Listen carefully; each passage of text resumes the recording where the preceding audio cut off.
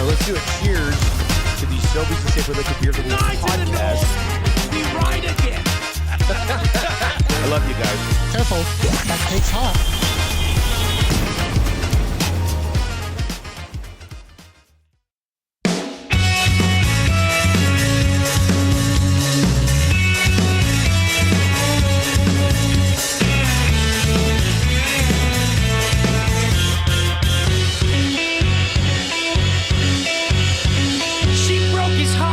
A baseball bat, a man with a tendency to overreact, out of control.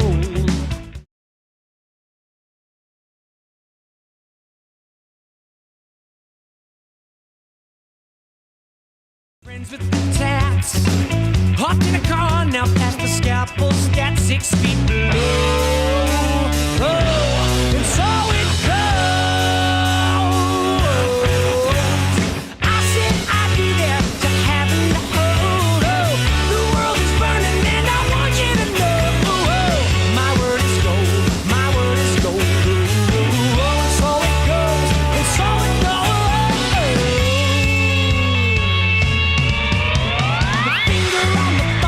All right, 6:04. You're tuned into the Nielson Show, EdmontonSportsTalk.com. We are streaming and on YouTube, iHeartRadio, TuneIn Radio, and of course, EdmontonSportsTalk.com. If you are on the tube today, welcome. Hit that thumbs up, hit the like, and subscribe to the channel if you haven't already. Bit of a different intro to the show this morning, as you will know and as you will hear throughout the program.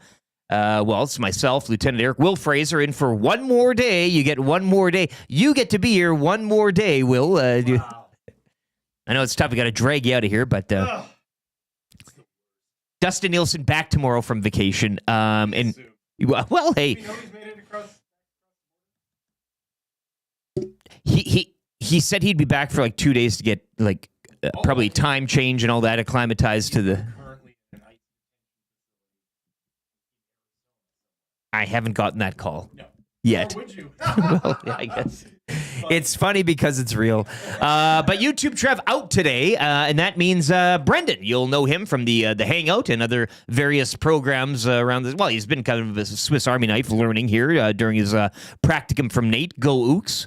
But B, welcome to the show, man. You're killing it thus far. Don't screw up. I already did. I have the wrong mics on. Oh, okay. That's why the levels weren't coming through the way I liked them to. Oh, so I was talking through... Oh, no, you were talking through the right one, but you were talking through mine. Well, I do project well. That's... Yeah. Who would have known? Yeah, exactly. No one would have noticed. Yeah. Yeah. In fact, the show was improved. I think, yeah, let the jokes come in here at 780-218-9999 and cutting Will's mic and maybe having that as more of a... Hey, you can mime the program. I would say, good first move. He knows what he's doing. Yeah, exactly. So yeah, a bit of a different intro song today, but we'll be plugging along. I think, Brendan, you took some good photos for the screen looks perfectly framed here. You got everything up. So you're cruising, man. You'll be doing the sports updates. I sent you those liners. You got them too, eh? Got the liners. We're in business. Love it. That's good. So yeah, chime in. Let Brendan know you're here. Give him some words of encouragement, a pat on the back, shall we say, and we'll get through this show together. Much like the Oilers will get through this week together as well without the big dogs, as we found out yesterday. But lots to get to again today on your Creed Tuesday, your Tombstone Tuesday. You could probably, are there any Tombstone clips up there you can cycle through? Yeah. Is my thing potted up here? You're going to live with me now. Oh. Yeah, I'm going to take care of you. Because I love you. I love you, John. Oh, I love you, John. Yeah. You remember that scene in Tombstone? From Tombstone? Yeah. That's prior to when the guy gets that was tuberculosis. That was Wyatt Earp talking with the other Wyatt Earp. Yeah. Billy the Kid. Kid. Yeah, that's it. Yeah. Jimbo says, is there a bug going through the locker room at EST or all fellas just amped up for the spring and taking time? No, I mean, Dusty was away on mandated vacation that Iwanix says we all have to take at a certain amount of time. I took Friday off because I had a show on Thursday, and Trev is legitimately sick. He just wasn't feeling well yesterday. So he made the mature move to not come in and spread the germ Get like us sick. people do in a sports locker room or whatever. So, no, it's all good. But, no, we are amped up for the spring and what's to come. Nielsen Show presented as always by South Fort Chevrolet. Truck Month continues. So does Charge, which I know I found out yesterday kind of afterwards that Iwanek really kind of... You really went after it. He did, hey? Oh, Yep. boy. Well, Dusty's going to be bringing home the hammer and the gavel and all that for him tomorrow. I guess so. You won't be around to... The No. best part is you don't get no shrapnel, I guess, from all of this. You can just... Yeah. It's like I was never here. Staff meeting next Monday. I'm sure Dusty and Mandy will go at it then. But Charge and Truck Month at South Fort Chevrolet. Drive a little, save a lot out in Fort Saskatchewan. 90-day payment deferral or $10,000 cash back with the purchase of a new vehicle. Conditions apply. And 0% for up to 72 months on Silverado Custom and Custom Trail Boss. Of course, the Nielsen Show coming to you live from the Popeyes Louisiana Kitchen Studio right there. Value menu still on. 5-piece nuggets, fried pickles, mini chicken wrap, mini chicken sandwich, and blackened cauliflower, all for just $4. I know you've been kind of picking your way through that value menu since you've been here from last Tuesday. It's now been a full week, so I know probably the blackened cauliflower is your personal favorite there at the but no one in my house likes it. After I eat it. After you eat it. Yeah, that's always it. 8 degrees for a high later today as well. A little cloudy, but a little calmer than yesterday. So the news of the day, and we'll get into your morning announcements here for 100.3 The Bear. Edmonton's best rock, Yukon and McCord in the morning. Bree and Jess in your afternoons. But you see it on the title on YouTube, Oilers Without Big Dogs for the week.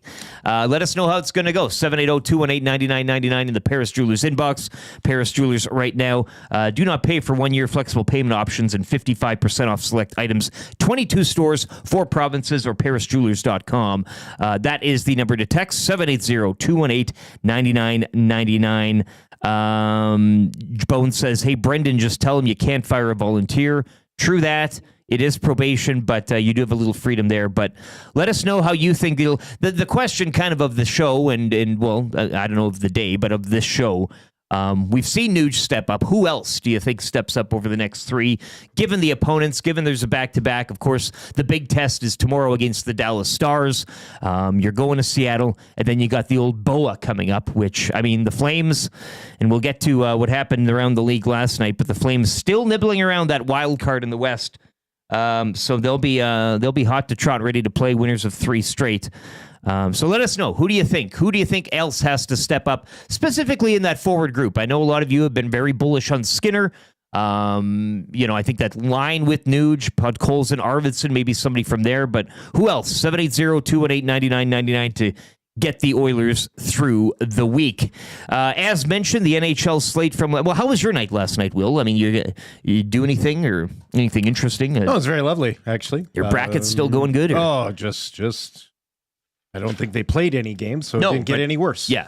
Well, that's a plus. That was nice. That was nice to have an evening without any losses. Yeah. The Canucks, speaking I took in that prime game a little bit. Yeah, they got a little nice testy at there. times. Yeah. Thatcher Demko back. 22 for saves. At least 3 days. Sure, yeah. We'll see how long that lasts. But Canucks over the Devils, 4-3 in a shootout last night. So that gives them a little... Yeah, tied it late. Garland, I think, with the equalizer there. So another shootout with playoff implications, albeit in the East. Columbus, 4-3 over your New York Islanders. New York Islanders. Yeah. How do you lose to Columbus? Well, they needed that one. 6-game slide. Columbus snaps in that shootout win as well. They're on 73, a point back of the Islanders, equal games played, and the Islanders a point back of the Habs for wild card 2. Also last night, Jake Ottinger, Stars blanked the Wild 3-zip, 32 saves. You can't really focus on what Ottinger does in games not playing the Oilers, because usually when he plays the Oilers, it's a complete opposite. Right. So maybe he's had his game now. We'll await for the Stars tomorrow, but Dallas continuing to roll their 3-0 over the division rival Wild. We talked about the Kings yesterday, about how a good team, but not a Stanley Cup contender. I think you can throw the Minnesota Wild into that grouping as well, right? Yeah. Where hot start to the season, but good team, but what are we doing? Yeah, and it's a shame too, because I tend to feel like if you take a Kings fan base and a Wild fan base, and who'd be more galvanized for a cup run, I mean, that Minnesota would go wild, whereas Absolutely, you got they Wil would. Ferrell looking gaunt. Red Wings also topping Utah 5-1. Pretty light night in the NHL. 10 games tonight featuring the Kings. They are at home to the Rangers, where the Kings, that's their castle, nearly perfect at home. And they'll be taking on a floundering Rangers squad. Calgary at home to Seattle tonight. Here's one for you. Winnipeg hosting Washington in a battle of elites. Minnesota hosts Vegas. A little out of town watching there when it comes to the Pacific. And St. Louis hosting Montreal. Kind of an east-west wild card matchup there. So some tantalizing games tonight. Jam-packed schedule, of course, Oilers and Stars tomorrow. 780-218-9999. Troll, winner of yesterday's text of the day. Lives in Calgary, apparently, I'm learning. So unavailable to pick up his A&W gift card. What else does he say here? You take it and have a nice lunch on me. Oh, Come on, troll. I can't. Legally, I can't do that. Yeah. But I appreciate the offer. But we'll do it illegally. But I'll still do it illegally. He's also 90% sure that he won on Friday, too. So take that one as well. Cheers. Perfect. You were here Friday. I was not. Yeah. Can you confirm? No. No. Why would I confirm? Like, You were not paying attention. yeah. Did you think I wrote it down? I did not write it down. And we do have the Teen Burger now. We're pumping out here at A&W. You know the Teen Burger well, of course. Probably, would you say now I know it's a burger family.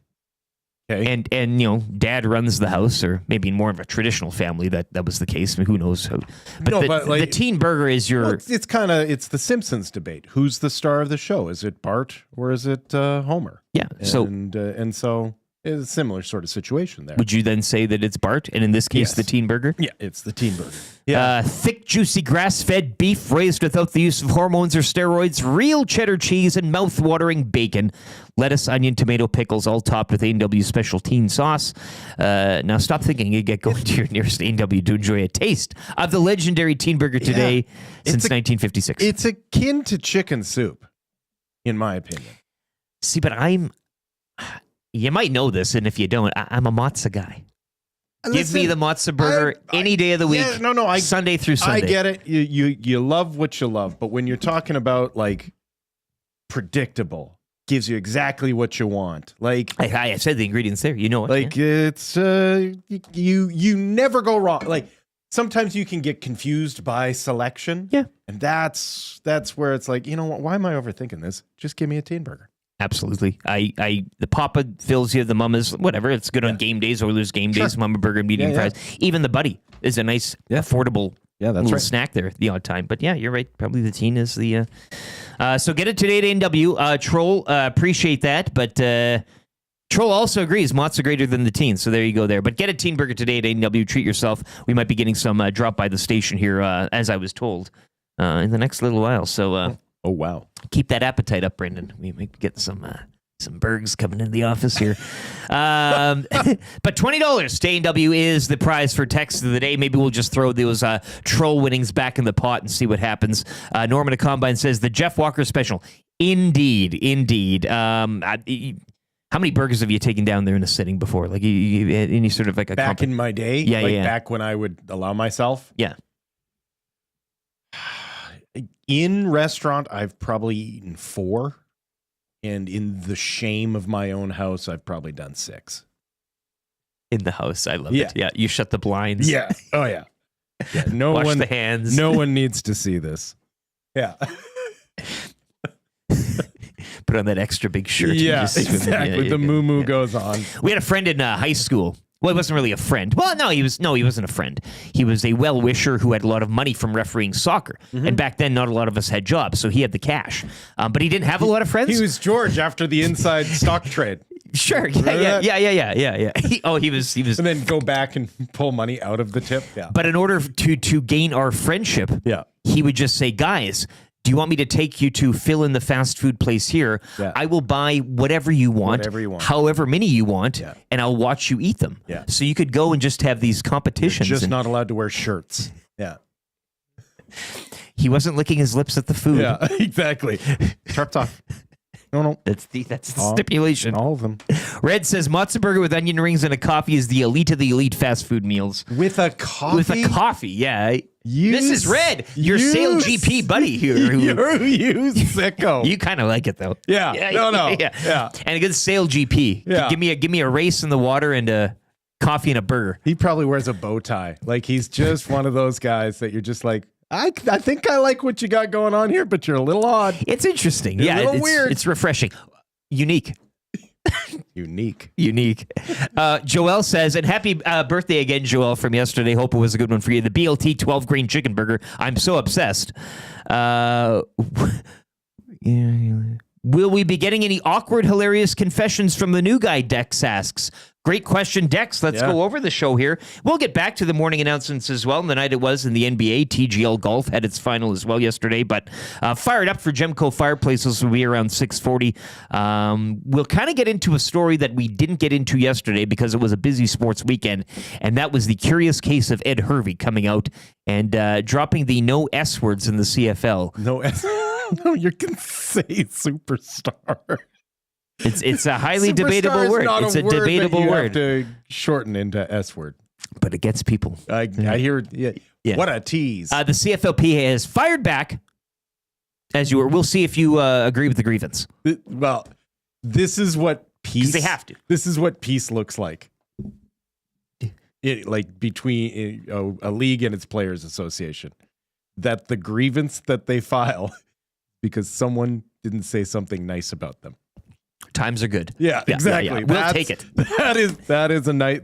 We'll take it. That's a good sign. It is. We're not talking about anything else right now except that. Sure. And look, Ed Hervey again. I being that he's back in control of the evil empire, as a lot of people like to call the club. I think for Edmonton, we talk about this, the Oilers, and being kind of the enemy, back against the wall, and kind of you against the world. That's what I think he's trying.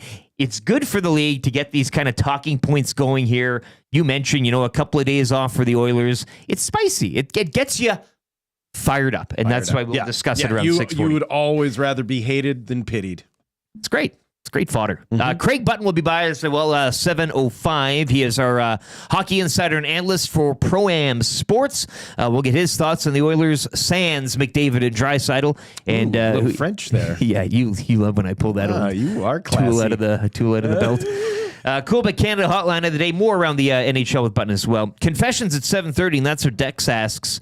Brendan, we usually have it around 7. It's on Tuesdays, a confession segment to which we confess to things, either if you've been a naughty boy or something you've done, prior in your life that, or if you want to narc on somebody. Actually, that's a good route too. Yeah, if you want to tattle on somebody, or if you have that one friend who's just been dirt, and you need to let everyone else. It's an airing. Yeah. Get it off your back and your shoulders. You don't need that burden. Yeah, and it's a safe place. So there's no, if it's, you may think, oh, this is a little embarrassing, or people will laugh. Trev's already set the bar. So it's you will never, you won't, don't have any fear of. And if you're afraid that like it'll get out there, you just whisper it into the mic, and then no one really knows. Yeah. It's so be good. So we await. Yeah. You can cobble up something. I'm sure you'll have. Because you seem like a bad boy. Oh, what a bad boy. The fan zone as well, around 7:40. That'll round out our number 2 here. Might dip into that Oilers question. Who or what do you think steps up in McDavid's Draisaitl's accents? Or why? Sure. Kind of easy trivia. How? I'm looking at a blank sheet there. Will provide questions for Mr. Mike's. 3 questions too many for Park Mazda. Joaquin Gage will be by. Bone up on your sale GP. That's all I'm going to tell you. Oh, no, you can't do this. Not on the final. This is how you're going to leave. Joaquin Gage for Pro-Am Sports as well. I want to get his thoughts because I'll have an early confession. I haven't watched a minute of Formula One this season. We're 2 races in. So I'll get his thoughts on the Chinese Grand Prix from Shanghai, everything that happened there with Ferrari, Lance Stroll in the points. I'm somehow, though, like 4th or 5th in our in-house fantasy league. So nice. I don't even know how to log in anymore. 4 or 5 people. Well, you didn't have to mention that part. But Marvin Basin Snow Report and the wrap for William Huff all on the way in hour number 3 as well. And it is Creed Tuesday. It is Tombstone Tuesday. Speaking of Creed, I'll find it. Don't worry. I've heard of this movie. Yeah. There's not a. Don't worry, Ben. You just keep on doing it. The options aren't that aplenty in there that you're still Creed, though, coming this summer. Deftones coming this summer. And then Korn announced yesterday from our good friends at 100.3 The Bear, Edmonton's best rock. So summer of the late 90s here in Edmonton, it looks like. I'll have a couple of questions on Korn probably coming up at around 8:10 this morning. But if you're going to either of those, good luck, enjoy, especially Creed, because you know how we do around here. And a joyous Creed Tuesday to those that celebrate. 780-218-9999. Rest of the sporting world last night. We went through the NHL picture. Once again, Oilers Stars tomorrow, 10 games tonight. Kings Rangers, Flames Kraken, Jets Caps, Wild Knights, and Blues Habs of note.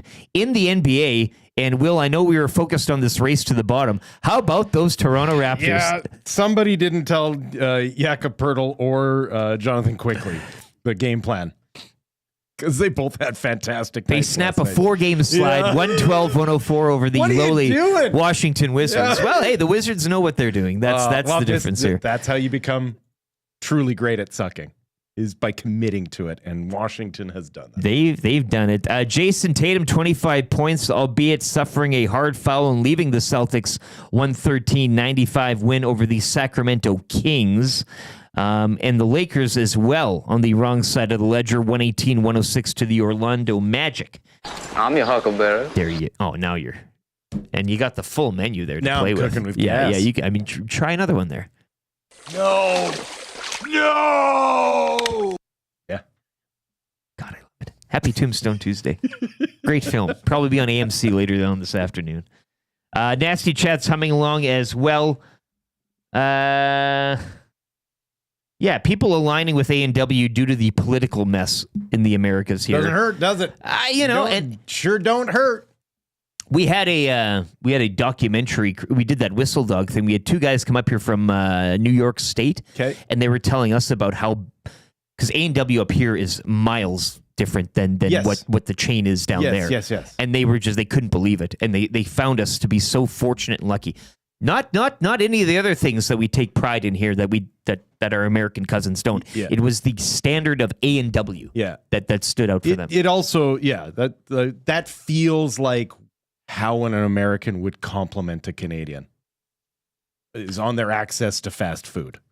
Well, that's you speak about what you know, right? That's exactly. You majored in fast food, you minored in healthcare and whatever. Yeah, exactly. The Canadian Football League's Players Association also has sent letters to both the league office and Elks CEO Chris Morris, addressing concerns over recent comments by GM Ed Hervey that he made, suggesting that the CFL doesn't have any superstars. We'll get to that. We'll dive into it more later in the hour. I'm just kind of giving you the Coles notes so you can get ready with your hot takes. But Dave Naylor all over this one. Comment drew backlash from many players, and the union believes Hervey's words are, and just bear with me, Hurt their feelings. well, counterproductive, it says here, to the league's goals. And it's it's like somebody working at A&W, like a manager there, saying like, well, none of these burgers can hold up to the the whatever. You just don't say that about your own, I guess so. It's tough. But it's not what you're going to A&W for. What, a superstar burger? I am. No, but like, No, I'm just saying, like you're not. what's the good analogy here that I'm looking for? I like guess. you're not attending or following the CFL with any sort of like notions that this is the best football in the world. Fair. This is the best Canadian Yeah. football in the world. And it is a unique brand. It's a unique sport. And there will be moments. It's not to say that there can't be superstars. It's just acknowledging that currently there aren't any. And the money Right. is a big driver of that Right. as well. But I like, mean, it's- and we'll kind of, we were playing around before the show. There are some names that were superstars and can only be superstars in the CFL. Either due to time, style of gameplay, all that sorts of things. So it's not that the CFL can't have a superstar. It's just that it's going to be rarer in the CFL. And this all stems from the Eugene Lewis kind of going back and forth, and they didn't go back and forth, and Eugene Lewis, I believe, thinking that he is a superstar within the league boundaries, and fair of him to think that. I mean, bet on yourself. But that's kind of where it all stems from there. And then Ed Hervey's, in that press conference just saying, I don't know any superstar players in the CFL. If guys feel they're a superstar, fantastic. I'm not really into guys' personal feelings about themselves. That's not where I go. That's not the road I go down. So fair enough. I understand both sides in this, but we'll get into the kind of the superstar talk and who or what we kind of think is a CFL superstar later on for Fired Up. Morning announcements continue here. That's really it. TGL Golf as well. And I know Brendan will have a sports update here. I'm kind of eating his lunch, but 6-5 Atlanta over New York Golf Club last night. It's a best of 3 final series in TGL Golf. So match 2 will go later tonight at 5. Match 3, if necessary, is at 7. So that's Atlanta 1 up on New York thus far in the TGL. March Madness, of course, continues on Thursday with 4 games, and then Friday with 4 games as the Sweet 16 portion gets underway. Right? Am I reading that right? That's the because that's 4. The math checks out. Well, I've never been good at math, so I'll just have to take your word for it. Nacho Man in the Nasty Chat. Enough sports talk. What the fans really want to know is Atif back. Well, it is interesting that Trev's not here. Ooh. So I don't know if things have escalated or not. I'm gonna let that one hang in the air for a bit here. Yeah. Play a tombstone thing for that. You tell him I'm coming, and hell's coming with me, you hear? Hell's coming with me! Was that a teeth? Somebody wanted you to play the no one. Where is it right here? Will when eating 6 burgers in one sitting. No! And they also sent in a picture of what's that bird where people put the towels over their head? He sent that in. 10-, what a text. You could be off to A&W. You can get 6 burgers of your own. Eat it at home with the curtains closed. Dex says Charch Madness. A&W, this text unsigned, is the elite burger. There isn't a fast food chain that has a better burger. It is a superstar. I'm saying that. Yeah, I'll lay claim. I don't care. Let the burger PA come at me. Bones asks. Let them file their grievances. Hey, I'll take it. Bones asks the question, who are EST superstars? I don't think there's a... I think there's one specific one that gets asked, when is he back every single day? His name might be up on the wall here. Plaster his name on walls. I think it's... Yeah. Justin Bielson? Yeah. Where are you, VR Montenegro? Asking every day when he's back. Did you ever have that in junior high or high school? Like the quiz or the test in social studies or science, and like you sit down to do it and you look up and the teacher has not erased like the previous day's stuff that they put up on the board, and it's half the answers to the test. Yeah. The answers to the test are on the wall. Sometime on the whiteboard too, they'd erase it, but it wouldn't fully erase. And if the fluorescent lighting just hit perfectly and you were at a desk at the right angle, That's right. Yeah. You're like, cooking. All right. Tabby says in the Paris Jewelers inbox, and we'll get to a sports update here, Brendan, in a minute. Way to get the show started, Brendan. I'm going to be starting the radio program at Nate in the fall and can't wait to get started. So you're setting a great example here as it stands. So we'll get to a sports update from you. He's got some information here coming up as well. Dustin Nielson, you might see him on the thing. He's back tomorrow. Yeah, he'll be back tomorrow. But he's got a great event coming up with Trey and Tyrell Ford of the Elks for Kids Sport, who were in yesterday on the Hangout. But Brennan's got more on that and the world of sports right now in a sports update. This is the Nielson Show. Lieutenant Eric Wil Fraser in for Dustin Nielson on your clear choice for Edmonton Sports, edmontonsportstalk.com.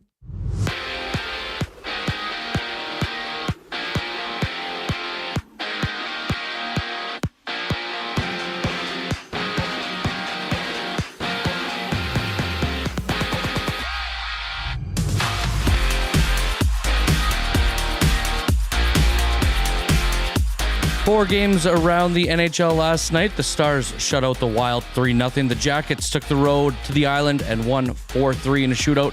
Another 4-3 shootout win took place in New Jersey as it went in favor of the Vancouver Canucks. And closing out the night, Detroit rolled through Utah, taking a 5-1 win with them.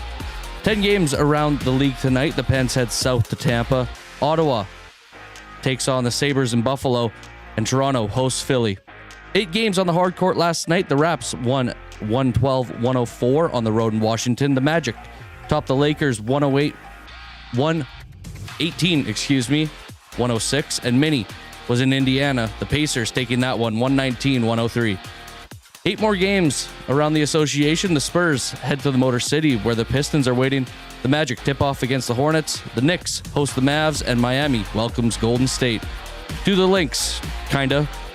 In TGL, the finals kicked off with the Atlanta Drive taking a 6-5 win over the New York Golf Club. Xander Schauffele missed a clutch putt for the New York Golf Club, sealing that one for Atlanta. Match 2 will go tonight at 5, and match 3 will follow at 7 if necessary. Over to the gridiron, Puka Nacua is planning on retiring at the age of 30. The star wideout is only 23 years old. This sports update is brought to you by Kids Sport. Join Dustin Nielsen, Trey, and Tyrell Ford and other special guests on Tuesday, April 8th at the Bell in Scona for Edmonton Sports Talks Bid for Kids, presented by GS Construction. Live on location, the show features a delicious appetizer buffet, silent auction, 50/50, and more. Tickets are limited. Find them today at www.kidsportbidsforkids.com. The fellas will continue after a fun little song. I'm Bert and Eric, and you're up to date.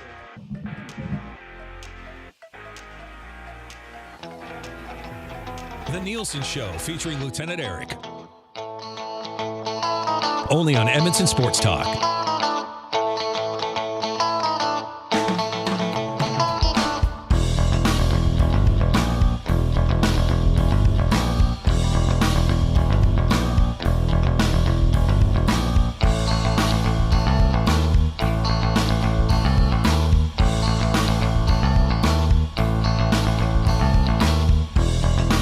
Before the Nielsen Show continues here on Edmonton Sports Talk, iHeart, TuneIn radio apps, and on YouTube. Thanks, everyone, for watching and listening today.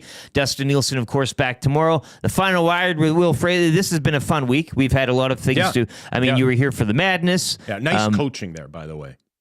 Right before we came on, you did check in with Brendan and be like, you are... muting our mics, right? You know, we don't need any of our off mic stuff to be grieved by anyone. Yeah, and there would be grievances filed, I'm sure. Well, and sent, human rights complaints. Human probably. rights. HR Daddy would be having to do a lot of paperwork late at night. Yeah.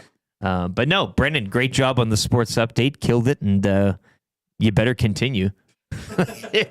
You've set the bar now, man. So it's that's where it's at. 780-218-9999 is the Paris Jewelers inbox. You're playing for $20 to A&W. Text of the day.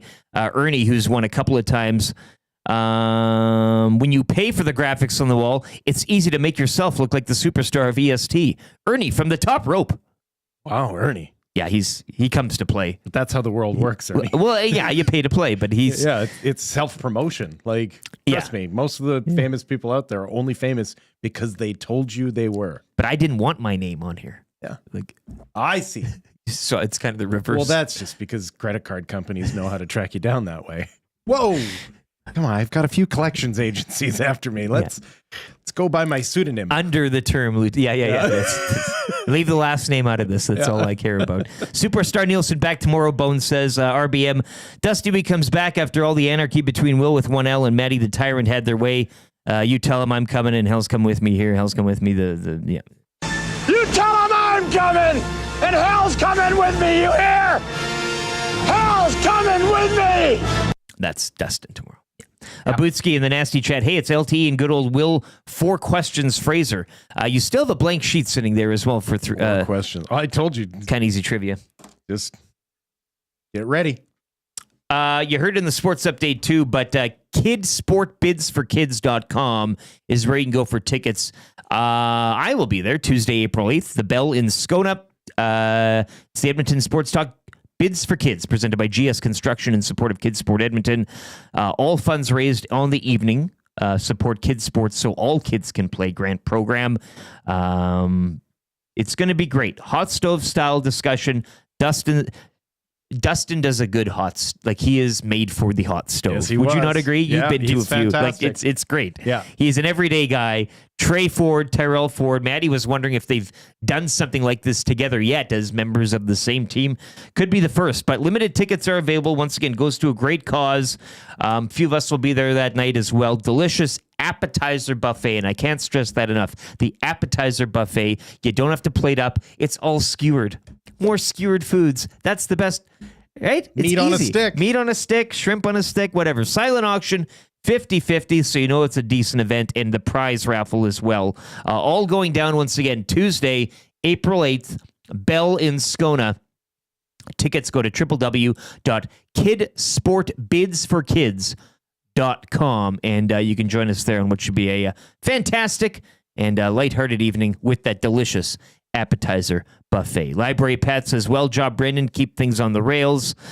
Tube Socks has an early confession. Get your confessions in. We'll be doing that for at around 7:30 for Spectrum Rental. He confessed that he hasn't watched 1 minute of Formula One yet this year either. I will resume watching when the races return to a proper European time zone. I would agree. Is that a problematic statement? No.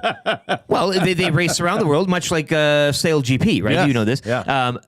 But these races in Australia and China or whatever, I mean, it's like 1 a.m., 10 at night, like on a weekend. I'm just happy you said Australia and China. Like, I'm glad that we're not specifically saying that there is a region or group of people that we don't think should be involved. This isn't, no. He just when it's on the European continent, it's at that, No, European time zone. You can see how in today's day and age, someone might grieve a statement like that.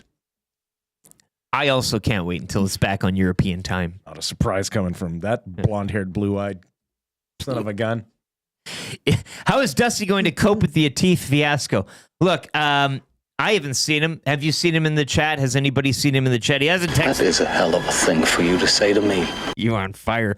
I haven't seen him in the Paris Jewelers inbox yet. He usually voice to texts in some long, diatribe of something going on there. But no, he said he was gone.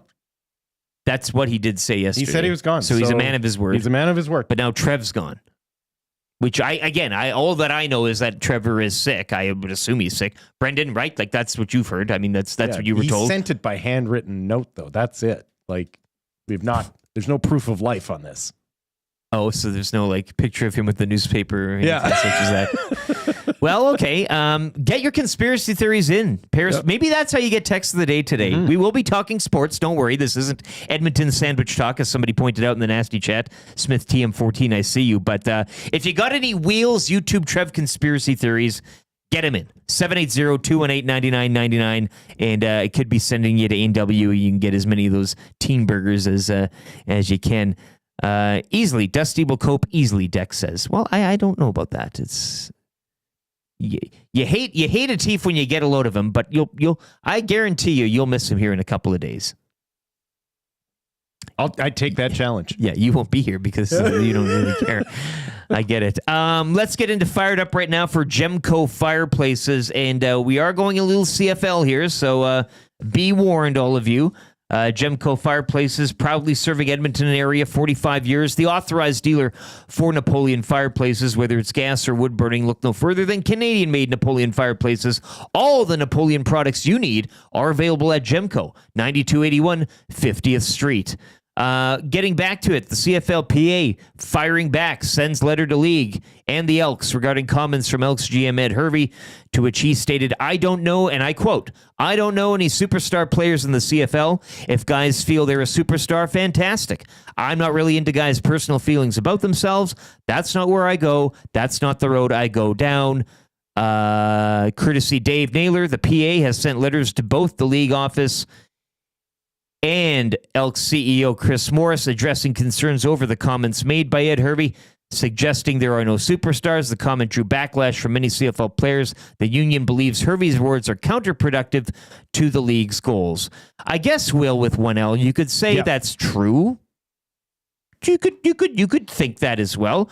But you can also look at from Hervey's side of it's a good discussion point, and it led us to talking, as you mentioned earlier off air, when it comes to a true CFL superstar, because I think in this market specifically, there is a name that stands out traditionally in Warren Moon. Right. So let's discuss the difference between a star and a superstar. A superstar.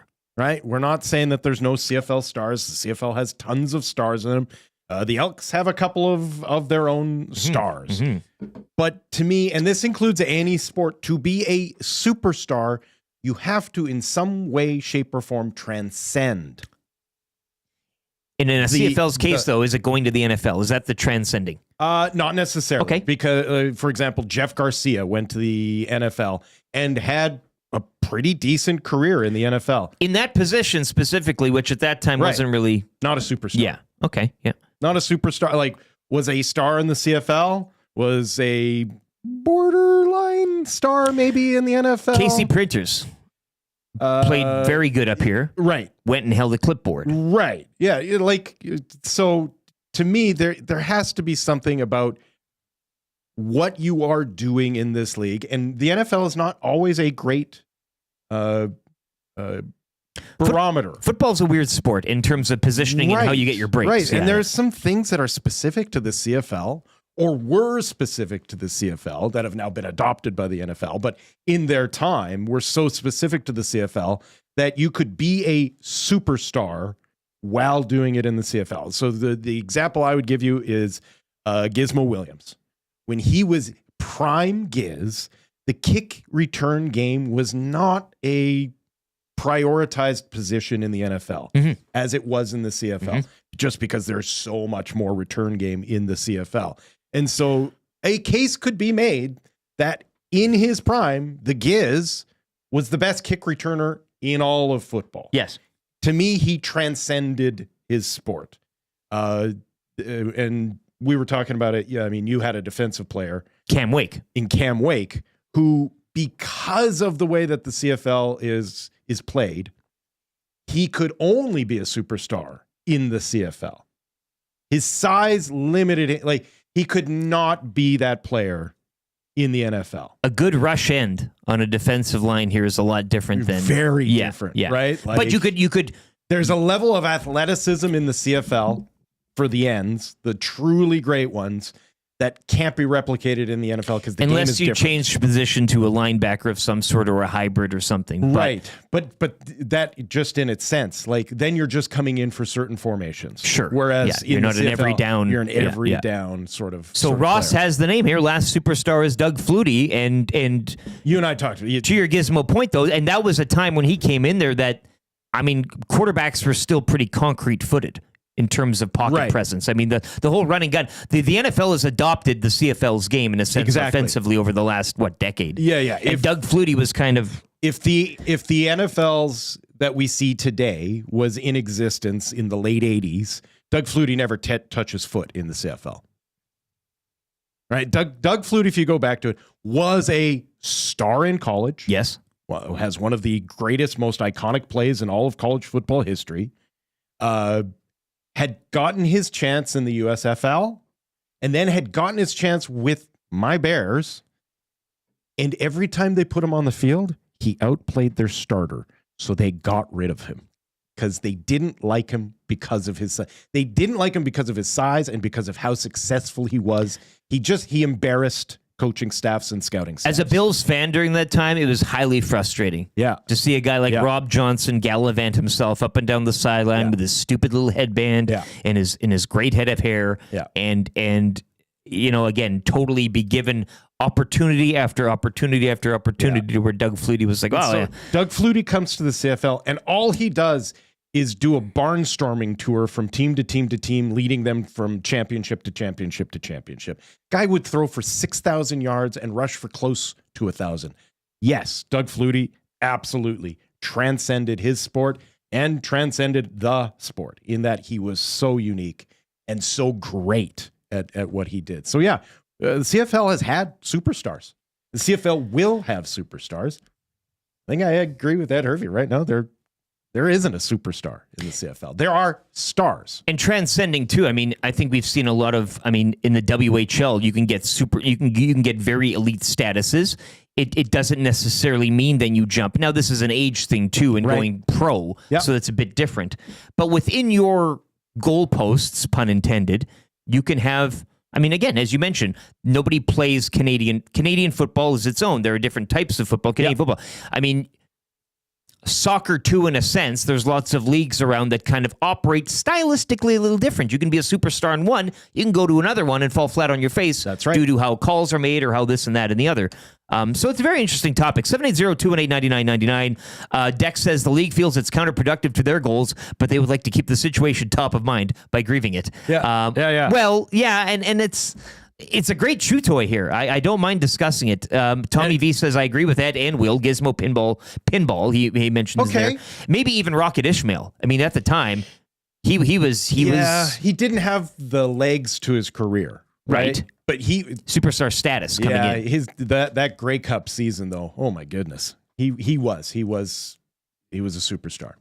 And we've seen some superstars college. I remember Chase Daniel came up here for a training camp. Steve Sarkisian, who had a glowing college career, came up here. His hand was too small to get the ball. He couldn't throw the ball. So, I mean, it's a superstar in one league doesn't necessarily translate. That's right. I think, and obviously with the money, I mean, guys are going to play football where money is. I think we all understand that now. So this flows usually one way, but it can flow the other way as well. Yes. Vince Young didn't come every time. Johnny Manziel, for example. I mean, guys don't come in here as is always expected and just tear it up and embarrass the league. It doesn't happen. Yeah, wow. Doug Flutie ended up in the CFL after the NFL decided you're too embarrassing for us. That was such a weird time. And you could tell that's what it was. Well, it was a bunch of traditionalists. So they didn't like it, right? Yeah. But you mentioned even, too, his college career. I mean, you knew what he was, and you could see what was coming. Yeah. A breath of fresh air should have been for the NFL, but, yeah, kind of weird there. 780-218-9999. Dwayne from Toy says Willie Jefferson a couple of years ago, and that's where it falls into that hybrid thing, too, because this is a unicorn of a player. I mean, he's basically a tight end receiver playing on your defensive line. Mm-hmm. He can intercept the ball when it's thrown at him point blank. Yeah. He can. I mean, he falls forward and he reaches across the line to make a tackle. Outstanding physical ability. But again, I think really tailored to the CFL game. Yeah, Mike Sellers was another one of those guys. Sellers, yeah. Where like just such a freak athlete, but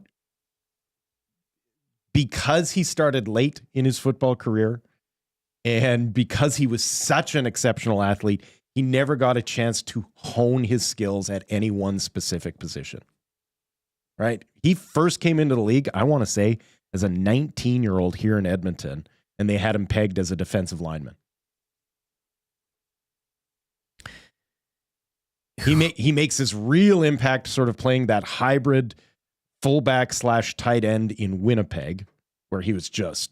Well, you couldn't stop him. You needed 3 or 4 guys to... Yeah. But just one of those guys that because it's the great thing about the CFL in that they're not beholden to the NCAA and the age restrictions and stuff like that, that every now and then you get that one guy who is just a freak athlete. So who would you say if the league right now had to nominate a player? And Eugene Lewis, I know where he would go on this one. Well, I guess that's the other thing. Because that's what... superstars don't need anyone to tell. Troll to the conversation says, who are the current superstars? Sounds like Ed Hervey might be right. Yeah, like no one ever needs to advocate for a superstar. Right? No, I know, but the idea of a superstar is kind of just apparent. You just see it. No one has to tell you, now that guy's a superstar. Okay, let me rephrase. Who is one player that you could see on the precipice of becoming a superstar? Okay. I mean, you could maybe argue, again, he's probably going to go first overall. The Birmingham Barracudas are on the clock in our 4-man Junior CFL Fantasy League. Yeah. But a Nathan Rourke, playing the quarterback position down south, and playing it up here, two different playbooks, offenses, field dimensions, all that. You're dealing with the guy, probably the toughest position to kind of flip between the two leagues. Modern day, I mean, I would say that's now superstar. Yeah, we're not calling him a superstar, but I'd say the closest to. Okay, that's fair. I mean, the birth certificate helps as far as Yes. to sort of warp the A perception. Canadian playing quarterback, as many Yes. looks as he's gotten south of the border. Yeah. But I know what you mean. It's the not. bar is just Doug Flutie set the bar so high on what it looks like to be a superstar quarterback in the CFL that's such a high standard to hit. 6,000 yards passing, like, And he's not a pocket passing. Like, Right. that's not his forte. yeah, while Yeah, rolling out. Yeah. Baggio says soccer in Europe is the perfect analogy. Premier League star will struggle in Serie A and vice versa. The ones that succeed were stars. Example was Zidane from Serie A to La Liga was elite superstar in both. It's just same sport, different flavors. We talk to them about it all. a lot with Jonathan David, Yeah. where there's a guy who can pile up a ton of goals You could pile up a ton of goals in the French league. in the French league. And the big question is can that translate to the Premier League if he gets the opportunity with a top squad? I don't know. 'Cause right now- he's got a bad gait. Like, Yeah, and I think Canadian-wise, we do view him as a superstar within our own right. goalposts. Yeah. And what he's doing in the French league, if he does make that jump, and good on him if he wants to invest in himself, and then kind of rounds out, shall we say, that status gets taken down a few notches. Hampton Steve says, the whole conversation seems ridiculous to me. Hervey didn't say anything incorrect. The CFL hasn't had a superstar in a long time. They've had lots of good players, but no superstars. Yep. Yes, Yeah. and sure. However, I think we all know Ed Hervey and his choice of words sometimes. Not to say he knows what he's doing, but this is Ed talking publicly. And sometimes in sports at that level, there's more of a, what would be the term? A bit of a milquetoast type of Sure. Let's keep it very, Yeah. next question. Yeah. Don't want to get too controversial. Whereas Ed doesn't shy away from that stuff. So he says what's on his mind instead of just. It's also a guy that if I was the CFLPA, I don't want to get into a debate with Ed about superstars. Only because Ed, as a player, was a star player in the CFL who very easily could have been in this situation where he's, chuffed because someone's saying that he's not a superstar, but he wasn't. He was the guy he very much understood his limitations and why he wasn't a superstar. Even though I know we've mentioned this before, but Otto Bolden came to this town during the World Track and Field Championships and literally said that outside of himself, the second fastest person in this town was Ed Hervey. This is a time when all of the top sprinters in the world are there, but they had sprinted together at USC. Mm-hmm. And so guy knew what he was talking about. Like, that's the level of athlete that Ed Hervey was. And so I wouldn't personally want to get into a debate with him about the difference between stars and superstars. We also talked Ricky Ray doesn't make the cut for you. No. Okay, yeah, fair enough. And that's just a few people. I noticed online yesterday that name did get bandied about. No, that's the perfect example of a CFL star. Yeah, and I hear you. And we're seeing Mike Pringles, Jackie Parker. Yeah, a different time and age, maybe. Yeah, That's fair. Ace 96 says Wilkinson. Yeah, no. Perfect CFL star. Andrew Harris. Yeah, perfect CFL star. Yeah. Like, this is what we mean by you transcending, right? Like, you... Tube Socks with a very keen point. Hervey did not ever say there aren't any superstars in the CFL. He just said he doesn't know any. So, he'd like I don't have their phone number. I'd like to get to know them better. Yeah. He never really discussed with Gino Lewis. Maybe if they went out for a coffee and got to know the guy, he changed his also, tune there. what I want to understand from the CFLPA's perspective is what goals are being hindered? Yeah, I think that's a broad just saying. It feels hey, really broad. Well, and the CFL's got an issue too that whenever somebody says something disparaging,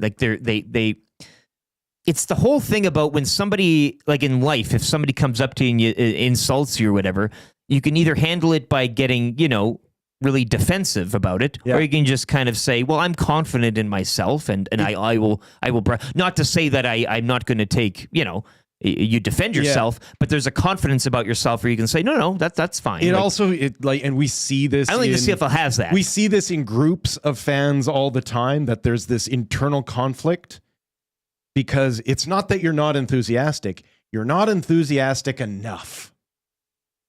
Right? And it seems like that's the complaint from the CFLPA.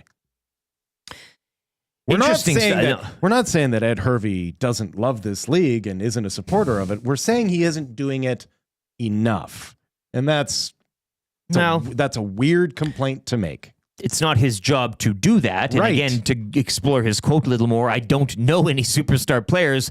That's not where I go. That's not the road I go down.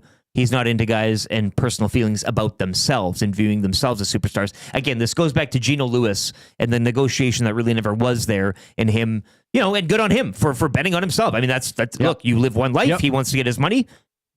Go on, my son. But yeah, Hervey also has a job to do, and that's manage a team and get it cap compliant and all the rest. So, yeah, interesting talk, though, and some good CFL discussion. But the experiment of talking about either a superstar of the past or maybe one that could go on to that, I thought was a pretty neat exercise here. So 780-218-9999. I know everybody's getting in their Trevor and Atif scenarios as well. We'll get to that a little later on in the show. We got some fun time carved out as well. But back to the hockey talk. We'll be back here with TSN's Craig Button just after the top of the hour. He'll be joining us. Wanted your thoughts, too, a little later on in hour 2 in the fan zone. We're going to go on who else should be stepping up for this Oilers team, specifically in the forward group now with, we know a little bit more of the timeline on Connor McDavid and Leon Draisaitl. As they will be out for the next 3 this week. Dallas tomorrow, Seattle on Thursday, and of course the BOA against the Calgary Flames on Saturday. So your thoughts there, welcome. Let us know who in the lineup. Again, looking at that forward group, who else? It can't just be Nuge, or can it? Maybe it can. Will it? Janmark, the stat about Janmark, he hasn't scored a goal this season with his stick shooting it past a goalie. So he's scored, I believe, on an empty net and off his body. Yeah. But he hasn't shot a puck past a goal. It's overrated. You're changing the game. Yeah. You and Matthias Janmark are changing the game. It's overrated. Of hockey. I love it. Yeah. Kapanen, Skinner, that's what who they're you got? looking for. Yeah. 780-218-9999. Once again, Nielson Show presented as always by Southport Chevrolet. Charge continues for a week and some, and Truck Month is also continuing right now. Head on down to Fort Saskatchewan, drive a little, save a lot. 90-day payment deferral or $10,000 cash back with the purchase of a new vehicle. Affordability. It's a big thing that they preach there. Also, 0% for up to 72 months on Silverado and Custom Trail Boss. And I said, we'll get to more of these Atif YouTube Trev scenarios. Get him in 780-218-9999. Atif was at the game on Thursday against the Jets. He wanted Trev to find him. Trev said yesterday that or Friday he couldn't find him. Originally, yeah, he apologized. He apologized, but yeah. we corrected that. No, I know. Yeah.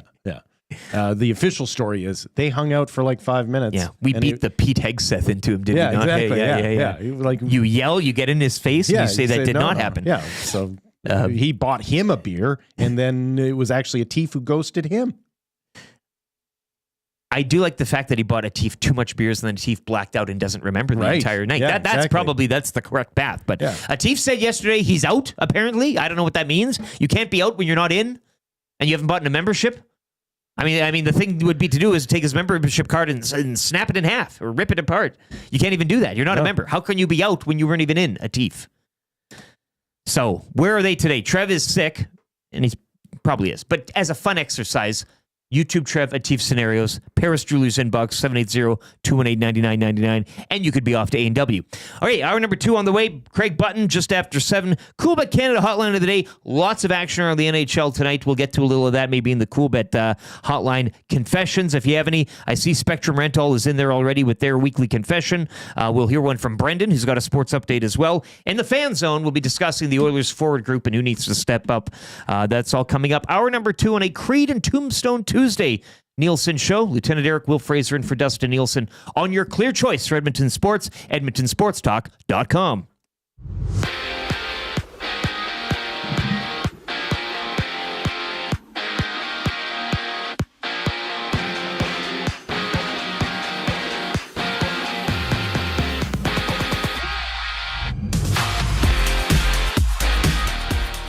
4 games around the NHL last night. The Stars shut out the Wild 3-0. The Jackets took the road to the Island and won 4-3 in a shootout. Another 4-3 shootout final took place in Jersey as it went in favor of the visiting Vancouver Canucks. And closing off the night, Detroit rolled through Utah, taking a 5-1 win with them. 10 games around the league tonight. The Preds head to Carolina to face off against the Canes. Minnesota plays host to Vegas, and the Blues welcome the Canadiens. 8 games on the hard court last night. The Raps winning 112-104 on the road in Washington. The Anthony Davis Dallas Mavericks took down the Brooklyn Nets 120-101.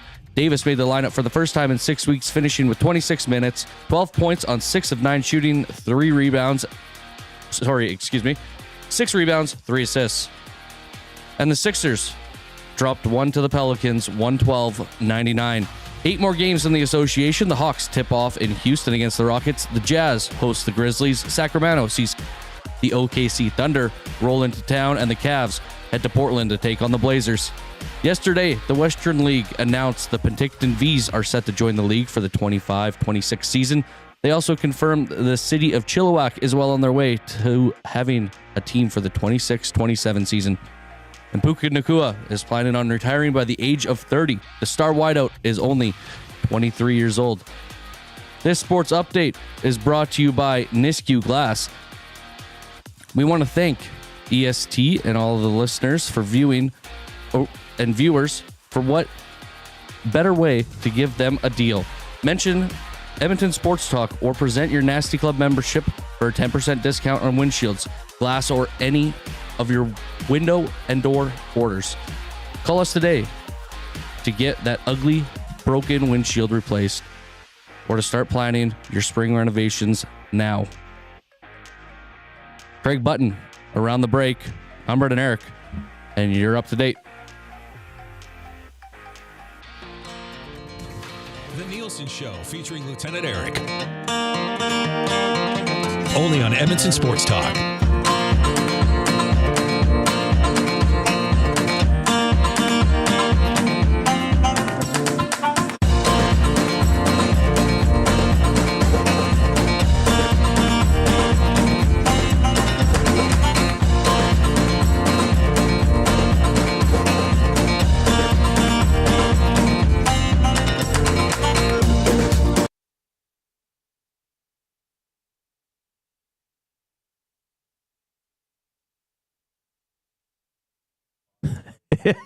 $7:05. It is the Nielson Show, EdmontonSportsTalk.com, streaming on the iHeart and TuneIn radio apps and on YouTube. Thanks very much for joining us this morning.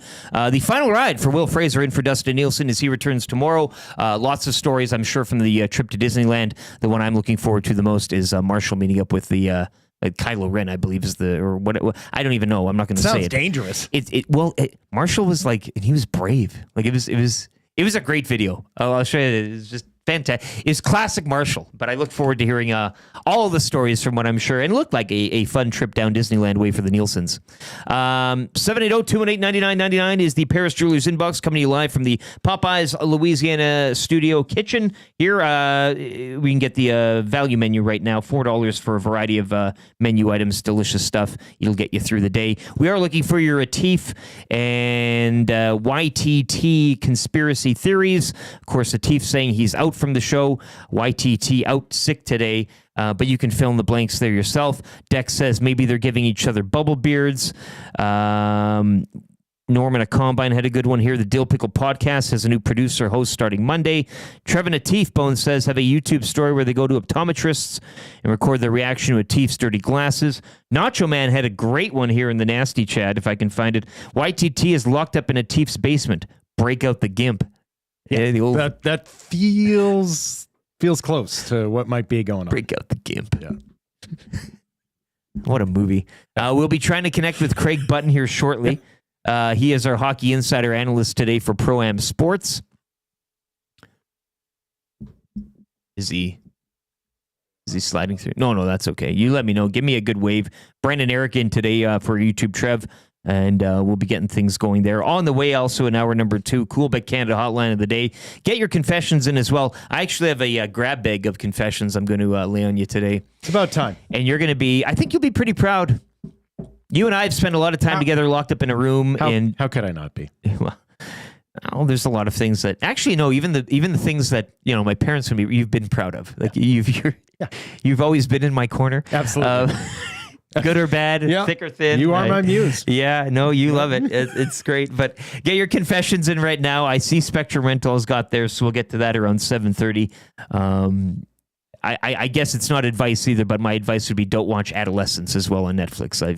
I've confessed that is taken a part of my life to which I will never get back. But it looks like Craig's ready to go. Love to have him. Great to see him. It's Craig Button, our TSN hockey analyst today, and it's brought to you as always by Pro-Am Sports, your locally owned sports memorabilia and apparel specialists.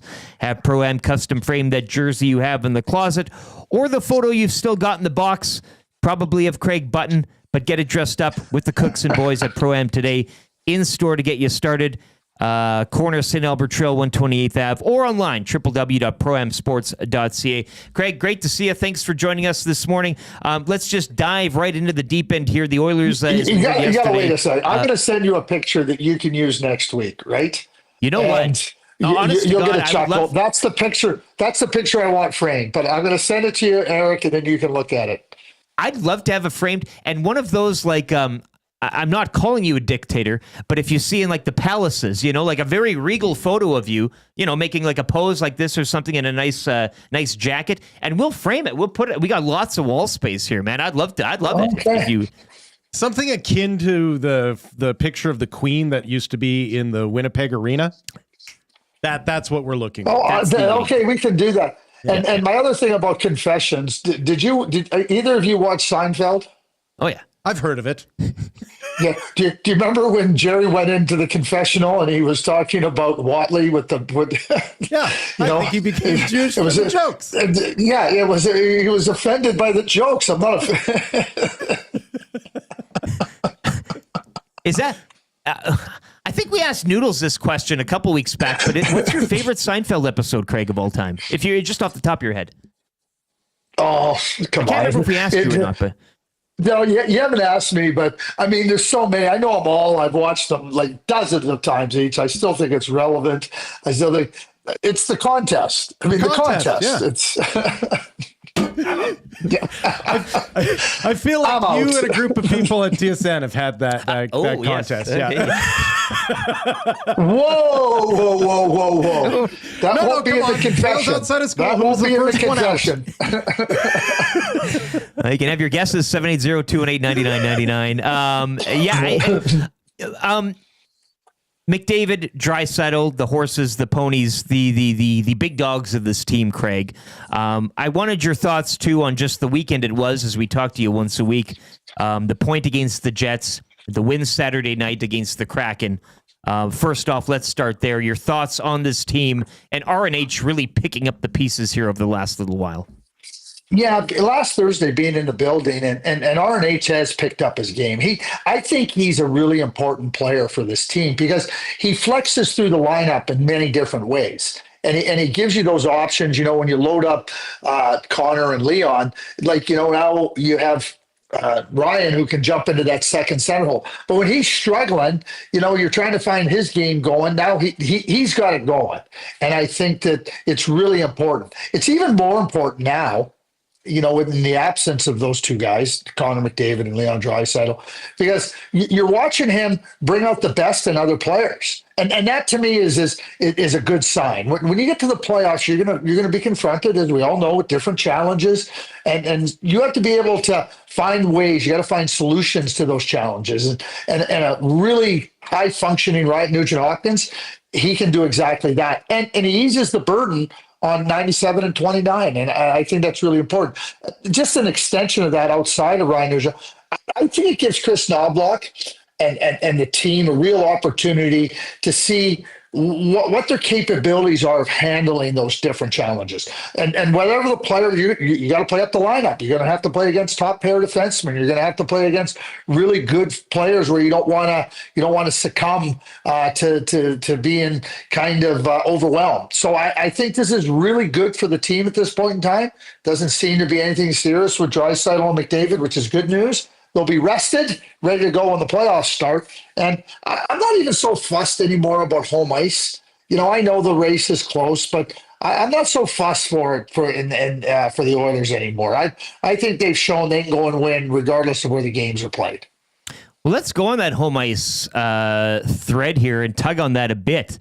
Like right now, Craig, and just taking a look as the standings are, and it's a little tight there. 87 points for both the Kings and the Oilers. The Kings have a game in hand. The Kings' home record, though, 25-3-4. They're sub 500 on the road. That's a glaring. Like, I know teams usually are better maybe at home than they are on the road or whatever, but that's such a metric and eye popping number. But I think the counter to that too is, and myself and a couple of guys around the office have agreed, I think this Oilers team plays a lot better when, shall we say, they're viewed as, or they view themselves as the enemy, so to speak. I mean, you go down to LA as this team is, and I think we would all argue maybe more talented than the Kings, albeit by how much, but so what if you start on the road? And so what if they have home ice advantage? If you go down there and get a split, the pressure's off of you for those first two. You can go down there and just play enemy. You get a split, you come home, and you're feeling fine, right? Yeah, no question about it, Eric. And the one more thing to add to that too, Edmonton's beat the LA Kings. They beat them in Edmonton. In the playoffs, they beat them in LA. So it's more about LA. And I think LA has a good team. Defensively, they're outstanding. We know what the record is. But they're the ones that got to prove to themselves that they can beat Edmonton. And Edmonton goes walking into LA like, no problem. It reminds me of the days back in the 80s, and that's a long time ago. Like Edmonton, they got down in some series versus the Winnipeg Jets. Winnipeg, they just said, okay, we're down. That's okay. We got to go win at home. We got to go back to Winnipeg and win another one. And then we'll close them out in another game at home or wherever it was. And Winnipeg had good teams. They could never beat the Oilers because the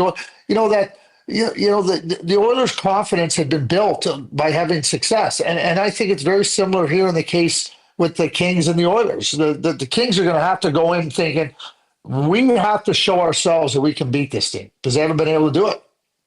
Yeah, I know you get that extra game, but I think if you get that split, I think starting on the road, regardless of how many home games you have in the series, if you play 7, starting on the road, I think kind of benefits. And to the other side, I think when this team kind of starts, there's so much pressure here, and the glitz and the glen, everything kind of done up so big that sometimes if it's a game played on ice with some knives on a pair of boots and a small piece of rubber, if things kind of go a little awry, they can really go south quick.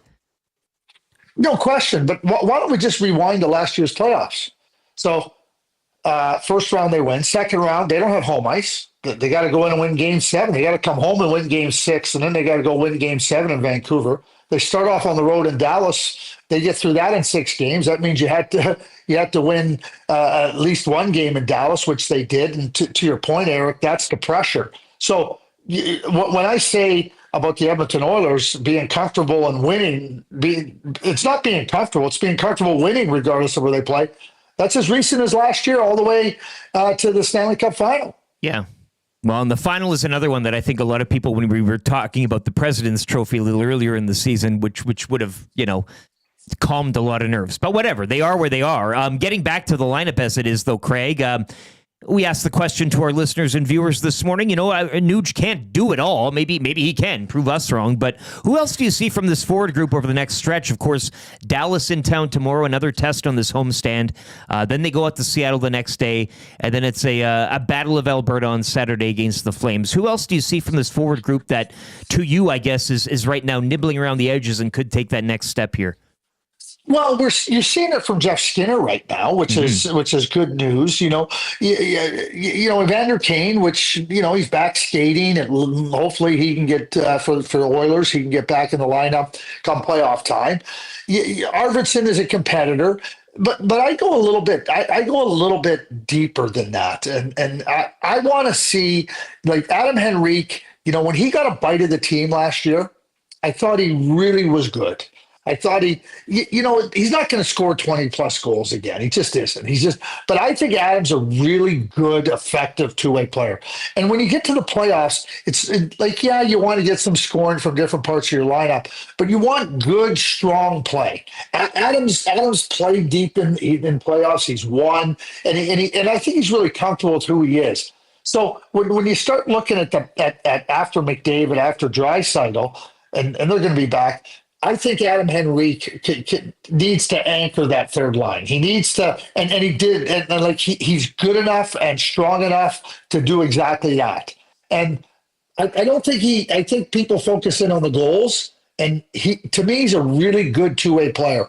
I don't think they need goals. I think they need to continue to sharpen up the defensive part of their game. And then, when they were struggling, their defensive game was awful. It was awful by everybody.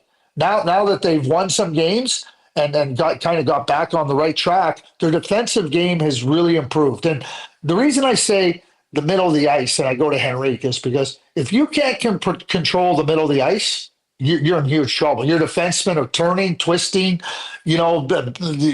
falling over backwards. They're under siege. When everything can be kept to the outside, and that's when teams are at their best. Certainly the Oilers qualify at that. When you can just push teams to the outside, that requires strong middle play. I think Draisaitl, McDavid, Nugent-Hopkins, Henrique, when they're on their game, they can do exactly those types of things. Yeah, it's a good body needs a good spine, so to speak, there, and that would certainly provide it. TSN's Craig Button joining us today for Pro-Am Sports. Just taking a look at the blue line as well, would you want to see a little more Ty Emberson down the stretch as well?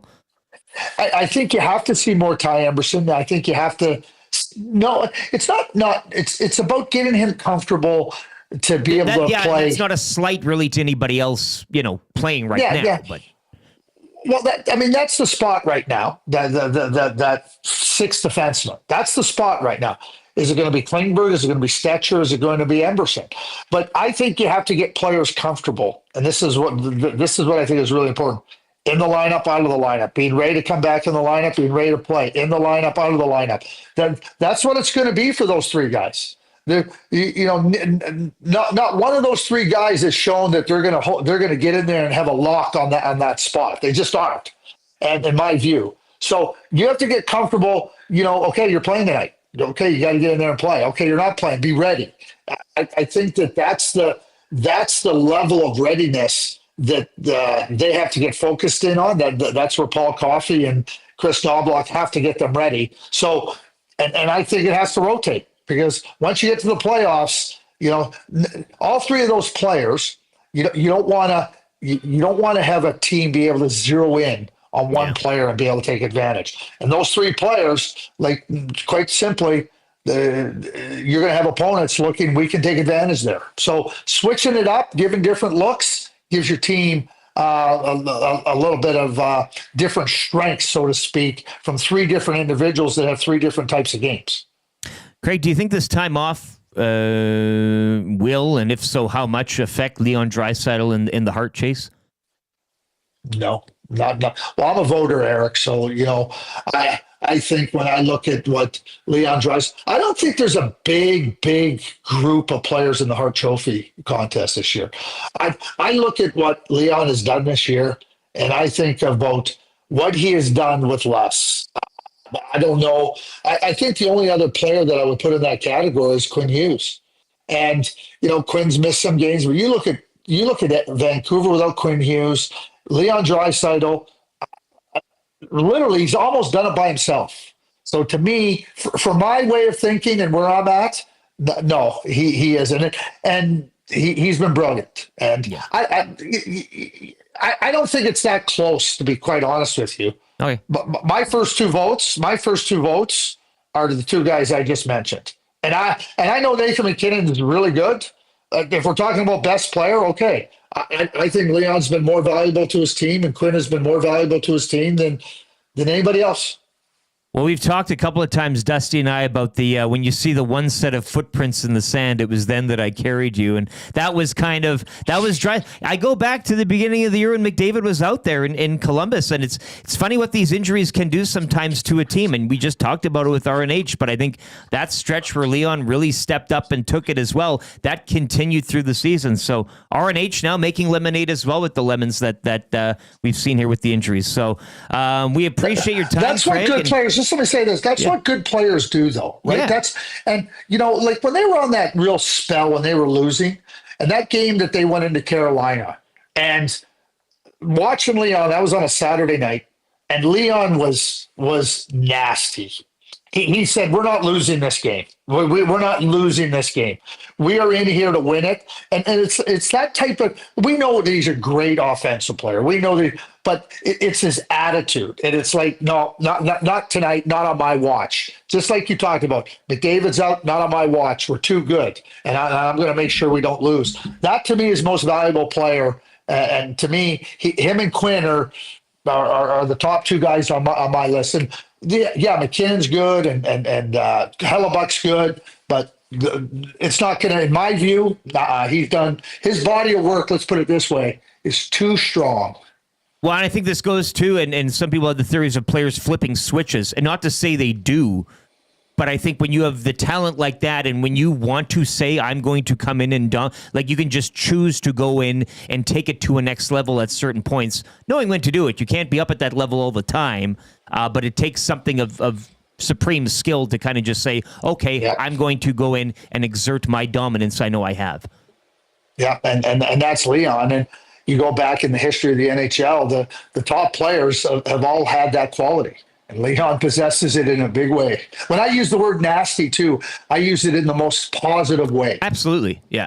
Well, we call our listeners the nasties as well in the YouTube chat in the most positive way, but there's a few other stories there we can get into at another time. I look forward to, I'll text you the mailing address there, Craig, and you can get going on that. I don't know if you wanted an artist, it's like a portrait, like a drawn, or maybe, I mean, you do you, whatever you want to do, but you send us something, we'll get it on a frame and get it up on the wall here.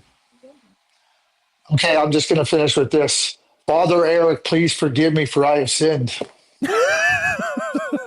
God, I love that man. I love that man. Craig Button, TSN. Thanks, Craig. Thanks for your time, Craig. We'll talk next week. Brought to you, as always, by Pro-Am Sports. As mentioned, if you have a Craig Button photo kicking around, you still got it. Why would you have it in the box? But visit them today. Corner St. Albert Trail, 128th Ave, or online, proamsports.ca. Get the cooks and boys to help you out, and get whatever memorabilia you have and really spruce it up, protect it, preserve it, and get it looking nice with our friends at Pro-Am Sports. You pulling anything away there from Craig? I mean, in terms of, you can nibble around that forward group in terms of stepping up. We'll get to that in the fan zone, but we were just off that superstar discussion when it comes to the CFL and football players. And I guess what makes, again, you look at a guy like Leon Draisaitl, not to say that players do go on and flip switches and turn it on or off, but I think there's a subconscious where they know, much like you had with RNH, Mm-hmm. he knows when he has to take it up a level, and being able to do that on command, not a lot of people can say they can do. Well, and it's also, hockey's just one of those sports that all of the attention goes to 5% of the work that's being done out there. And so you can have a player who is giving everything that they've got, but because of the role that they are being asked to play or the role that they are the best at performing, you don't notice when they have stepped their game up. And so Nuge, I think, is a guy that it's not so much about flipping a switch, it's about redirecting the energy, right? Like, okay, we need you to focus on this aspect of the game now. We're going to get somebody else to take care of the other stuff that you were doing. Nuge, yes, because of his Swiss Army knife skill set. And then that's why I think Leon Draisaitl you can consider a superstar. I would say there's more of that switch there. Does he transcend the sport? Absolutely. Yes, RNH is a serviceable, up and down, whatever you need, dependable star. Yeah. And and some people might be like, what does it mean to transcend a sport? To transcend a sport is to for example, you might be listening to us and you're not a basketball fan, but you could name me a couple of basketball players. Yes. Yeah. And those players are probably superstars. It's the general knowledge. The pro stars, I guess we could say, are they on these cereal boxes? Just in the know amongst the fans, you are now in the know amongst those who most days couldn't care less. But we could do this experiment with soccer and people would fall flat on their face, which... Well, that's what I'm just saying. Like, there's a lot of... This day and age, you have your echo chambers of what you want to follow. No, it's true. It is harder to transcend now than it has been before. Which makes a superstar today even more so. Yeah. That's a good point. 780-218-9999 is the number to text. Paris Jewelers inbox. Once again, $20 to A&W on the line today. Text of the day. And we are getting some humdingers on the YTT Atif spat. What would you call this? A spat? It's a conspiracy. Is it? Would it be truly defined as a conspiracy? Not even that. Conflict. Conflict. This is straight up conflict. Conflict. I like that. Yeah. This is... blood has been drawn. Well, let's not get too far ahead of ourselves. I don't think. Well, I'm talking figuratively, but you're right. Yeah. But you're right. The possibility that it has escalated. According to some of your texts, that could be the case. Vieira Montenegro says Atif and YTT are auditioning for the live-action adaptation of Wheels and the Leg Man. That's a Rick and Morty reference. Okay, not bad. Yeah, that's deep. That's a deep. I tried getting into that show. Yeah, and you couldn't. Hey, I thought too weird / unique for me. Yeah, you'll get into it. And one of my confessions. You'll find your moment. One of my confessions adds on to that, but we'll get to that as well. Oh, by the way, feast those. Hockey fan is the questions are not going to be happy, but it's my last one. But these are superstar questions. You know why? They transcend. And I think, even if you aren't just a hockey fan, you're going 5 out of 5. Well, maybe 4 out of 5. I love the 5th question as usual, and a question somebody wanted us to ask young Brendan over here. That's as well, right. Just to get him educated on the whole process. There's a public service. We'll get into that. We'll get into that later on. Your Cool Bet Canada hotline of the day, real quickly before a sports update here for the fine folks at Park Mazda. CoolBet.com. Stay cool. Bet responsibly with our partners at CoolBet. Huss has been locking it down on the lock shop while Dusty's been gone. He'll be back a little later on this morning, 11 to noon here on EST. But right now, once again, Sweet 16 is in. You can get in on a little bit of that action. Florida, Maryland, BYU. Yeah, listen. I didn't go there, but I picked them. But your grandpappy did. Yeah, I don't know. That's a stretch. They're taking on Alabama. Your grandpappy was Brigham Young. There's a show there's a Western on Netflix with the guy from. You've seen that one? Yes. Yeah, and he played from Sons of Anarchy. Yes. He plays. Very good, very violent. Yeah, I'm starting to think that the West. It was lawless. It was a little lawless. It was lawless, I tell you. I think people got away with murder. What was that show called? Literally. What was it called though? American something. Primeval. American Primeval. BYU taking on Alabama. Alabama, who Scott McCord has picked to win. It's just Bama. Bama. Yeah, Roll Tide. Changing 100. Look at this. On the ball. Changing 100. Love to see. Only now, halfway through the show, we should be on a. Come on. Do it for. That do is it for a hell of a thing for you to say to me. You guys are just dueling here. Dueling roadcasters. Let's get to 200 here for Brendan. He's doing a hell of a job producing this show. But once again, big night in the NHL. 10 games of note tonight as well. You want to get a little action, make it more interesting than it already is. Kings and Golden Knights both will be on the ice tonight. LA at home to the Rangers. Golden Knights on the road in Minnesota. Wild coming off that 3-0 shutout last night by the Stars. And Winnipeg, Washington tonight. Ovi, get on the score sheet. Does he get a goal? There's all this talk about him. You know, if you were to get that, like, do you want to score it into an empty net, like situation wise, the goal to tie or the goal to break? Are you putting that into a? Listen, Gretzky set the mark for fastest to 50 with an empty netter. So there's no shame in it. It's a goal is a goal. A goal is a goal. Matthias Janmark would take it, hey? Yeah, exactly. yes, he would. Big clash, Caps and Jets, battle of the league's best. That's going on tonight as well. Montreal, St. Louis wildcard stipulations there. So lots of good action in the NHL tonight. And if you want to get in on the madness as well, a little early, that resumes on Thursday. Coolbet.com is where you can go. Lieutenant Eric, Wil Fraser in for Dustin Nielsen on the Nielsen Show today, presented by Southport Chevrolet. We'll get to a sports update here from Brendan Eric, brought to you by Park Mazda. We'll be back. We'll have your confessions coming up for Spectrum Rental. I got a couple of good ones, I think, in the fan zone. Who do you think steps up, aside from RNH, over this next stretch for the Oilers? 780-218-9999. This is your clear choice for Edmonton Sports, edmontonsportstalk.com.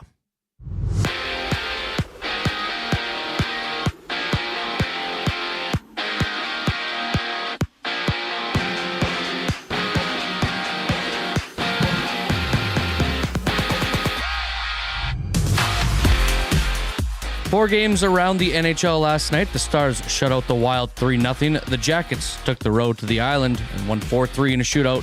Another 4-3 shootout final took place in Jersey. It went in favor of the Vancouver Canucks, and closing out the night, Detroit rolled through Utah, taking a 5-1 win with them.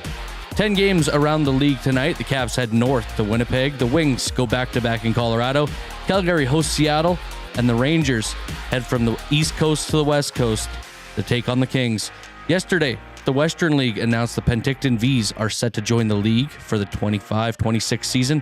They also confirmed the city of Chilliwack is well on their way to have a team for the 26-27 season. 8 games on the hard court last night. The Raps won 112-104 on the road in Washington. The Bulls took down the Nuggets 129-119. Sacramento lost 113-95 to the Boston Celtics, and the Suns took down the Bucks in a tight one, 108-106. 8 more games in the association. The Spurs head to the Motor City, where the Pistons are waiting.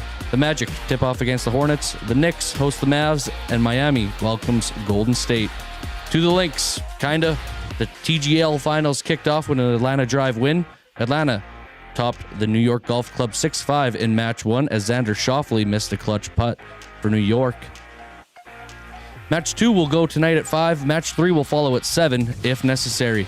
This sports update is brought to you by Park Mazda. Visit the great staff at Park Mazda and dealer principal Mitch Lewicki. I'm told to ad-lib, but I'm not sure how. I'm Brendan Eric, and you're up to date.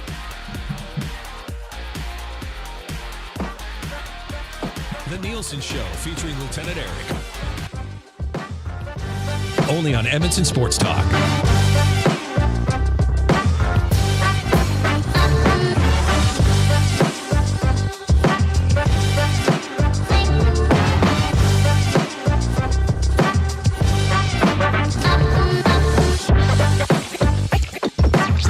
34, you are tuned into the Nielsen Show, edmontonsportstalk.com. We are streaming on the iHeart and TuneIn radio apps and on YouTube. If you are on YouTube, pound that thumbs up, hit the like, give us a like, and subscribe to the channel if you haven't already. Our pursuit of 11,500 continues here as we edge even closer.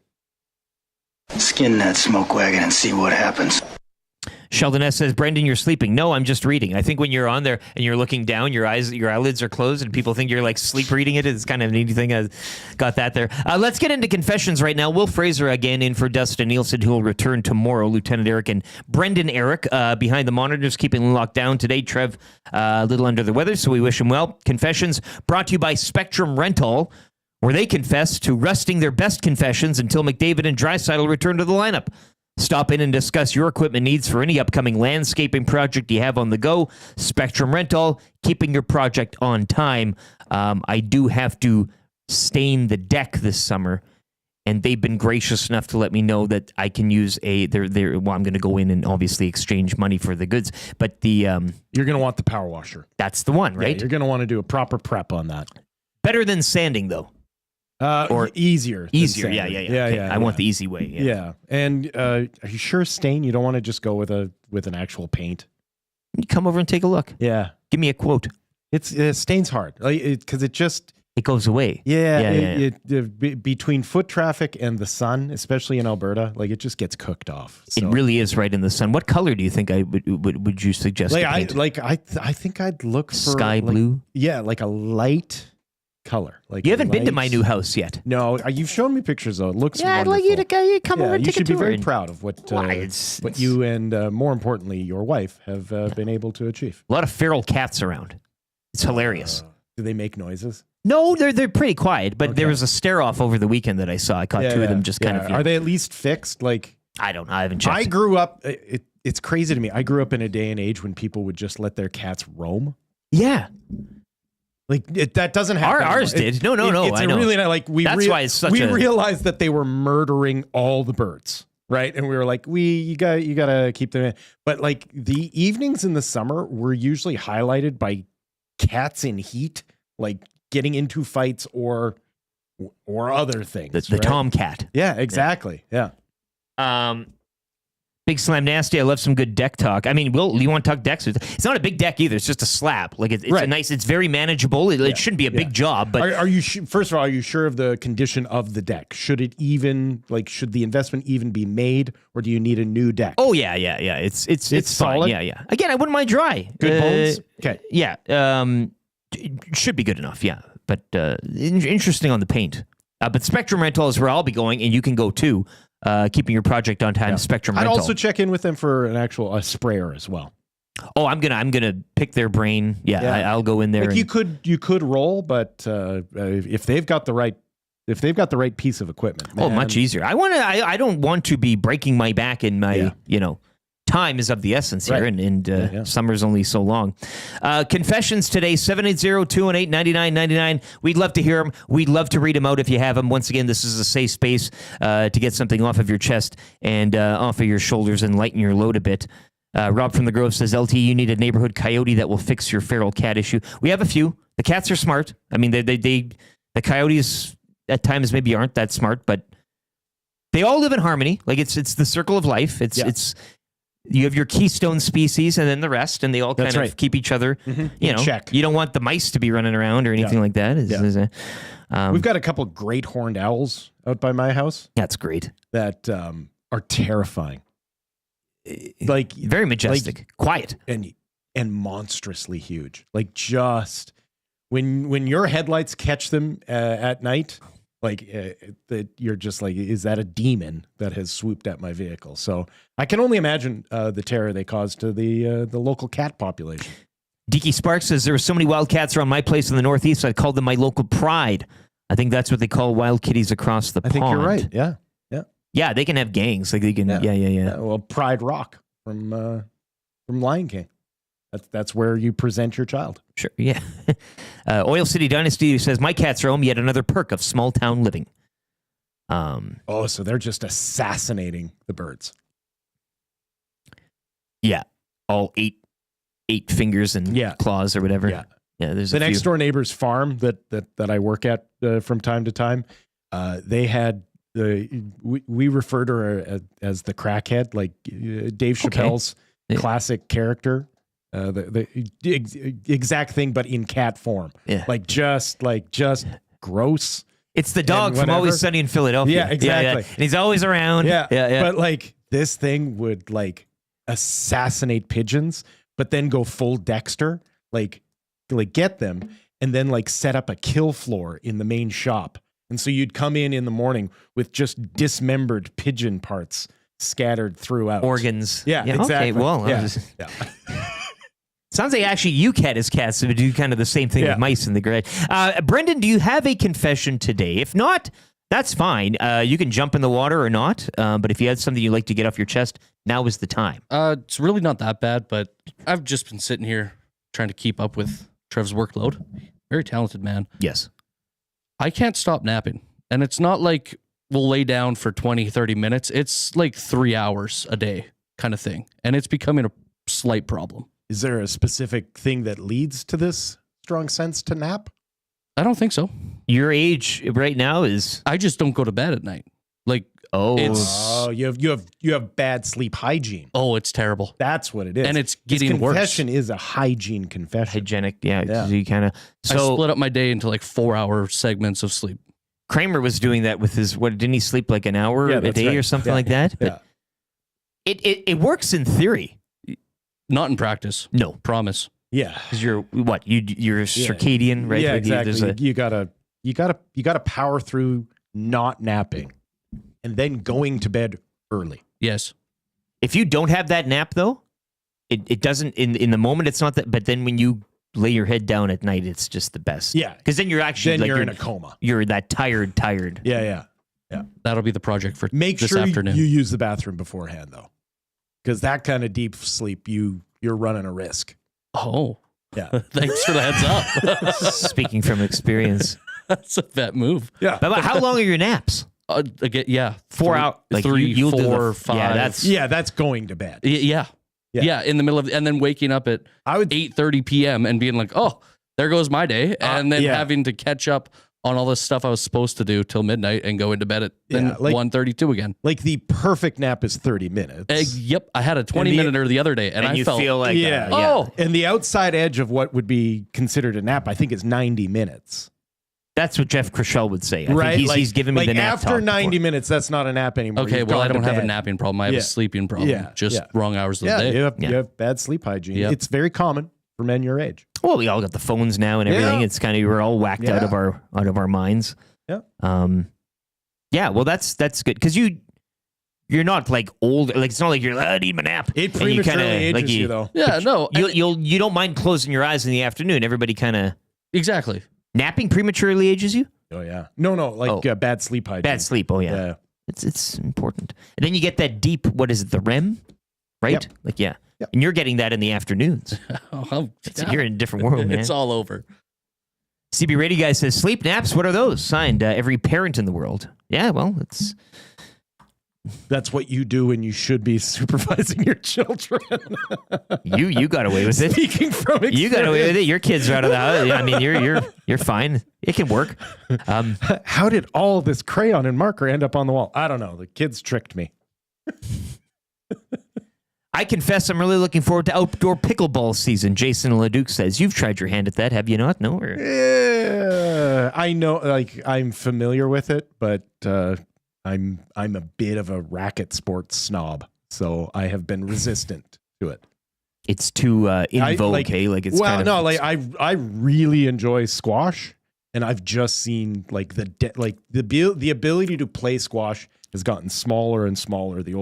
There's fewer and fewer places to play it, and so then when I see the popularity of something like pickleball, there's a part of me that's just kind of like, oh, great, another thing that can take another squash court from me. Yeah. You go by the Eradicator, don't you? At the Eradicator! Yeah, I'm climbing the squash pyramid. Yeah. Do you have a confession this week? If you defeat me, it is by right, you get to unmask me. Thursday will not work for the Eradicator. Man, what a drop. Glad you get that one. But nothing else to get off your chest or your mind? I know you got a weekend ahead. Listen, I've been thinking about this. Just say you don't like doing the show and we can move on. It's not so much a confession, more a realization that has taken place because I am an old man and I don't understand the young kids nowadays. Mm-hmm.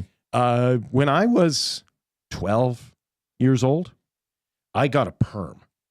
You got a perm? I permed my hair because I wanted to have some curl in it. Yeah. And ever since I did that, I have been absolutely embarrassed that I got a perm. I've carried it as a burden of shame from the age of 12 to now 47. Even when it was in style. I mean, you did it, not on a dare. Tommy had one the other year and it was a dare and everybody made fun of him. You were trying to.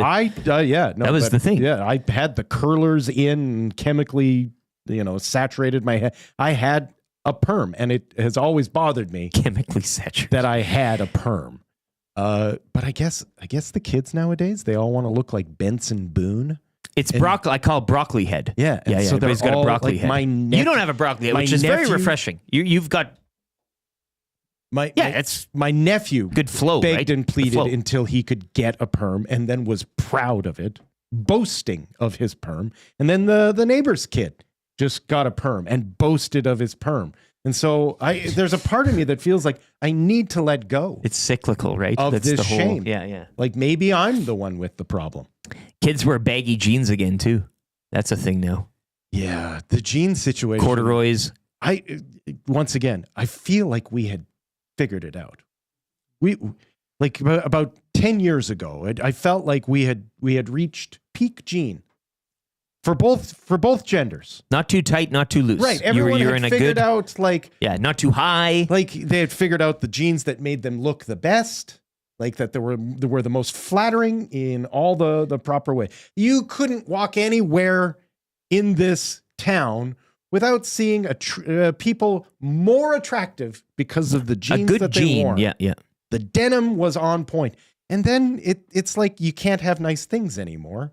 And all of a sudden you saw mum jeans come back in. Like young women were wearing the high-waisted mum jeans. And you're like, SNL literally made a sketch making fun of those jeans. And you are in active search of it. And now my kid bought a pair of jeans. And they were baggy. Yeah. You got the hammer loop? Yeah, just fart jeans. Like fart jeans. Like that's the Junko, JNCO or whatever it was. Just jeans that the only thing they do is capture and keep a fart in. See, like that's it. No, you've got great jeans. Good denim. Yeah, it's on point.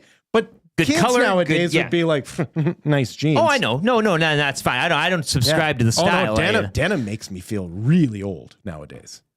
Because I just look around going, I don't understand. We've gotten this figured out. This color of jean, I particularly like. Yeah. I could use it a little lighter, though. I had a pair of white jeans a few years back. Yeah, that's tough in the springtime. That was living. Before I was married. Yeah. But still engaged. Yeah. I hear you. Yeah. Willie Mike Spear says, my confession this week is that I can't wait for next week's confessions when YTT tells us what he and Wheels are up to. I'm thinking the confession will involve 2 Loation hookers, lots of leather, and a vat of canola oil. Cheers, Willie Mike Spear. You think that's coming out next week? They're blood brothers. That thing doesn't come out till one of them dies. Blood. Yeah, I don't like it involving this text. That's a good one, Willie Mike Spear. A very detailed account of what YTT and Atif could be up to. Right now, they are swearing to their graves to never tell anyone about what's going on. It's right a pact. Yeah. And the Loation hookers as yeah, well. Exactly. They're all in on it. They're all in on it. Yeah. My confession is, and really quickly here, I'm giving up shots. I'm not just for Lent. I am not going to shoot alcohol ever again. I told Hernan yesterday I'm not drinking ever again. I've since retracted that, but I'm just going to leave it as no more shot. It's the shots that look. I'm not an old man. Shots are a young man's game, but I'm not a young man anymore. And I think it's smart to know your limits and what you are able to accomplish. I mean, I'm not as loose as I used to be. Flexibility wise. At our age, if you want to go from an evening where you're having a good time to ruined. Well, and then the day after is more so. And that's mean the days after. Yeah. Like you try to explain that. Like I think I probably tried to explain this to you, and you kind of just looked at me like I was speaking a different language. That was yesteryear, though. Yeah, I was wearing baggy jeans at that time. Like enjoy this now, man, because sooner, like someday, that 3 hours of fogginess that you now experience extends to 3 days. I'll probably be giving up beer sometime too. It'll be one of those things. No, but everybody, because you get, I'm an old man. I get it. You just have to moderation. But I think the shooting game, as it were, it's a young man's game. Yeah, you need to know when to. Everyone hangs up their skates at some point. Yeah, and it's better to know when to is. But your career was fantastic. You had a good career. You loved me in the pub. Yeah. You left it all on the field. Shanzi says, wait, no more shot ski at the Nasty Bash. No, I can't. I just can't do it. Again, I said yesterday I'd never drink again. I've since retracted that. So we'll see how long this goes. But as of today, I'm just saying I can't, and I'm going to make an honest effort to, and there's shot ski Jerry saying shot ski. I get it.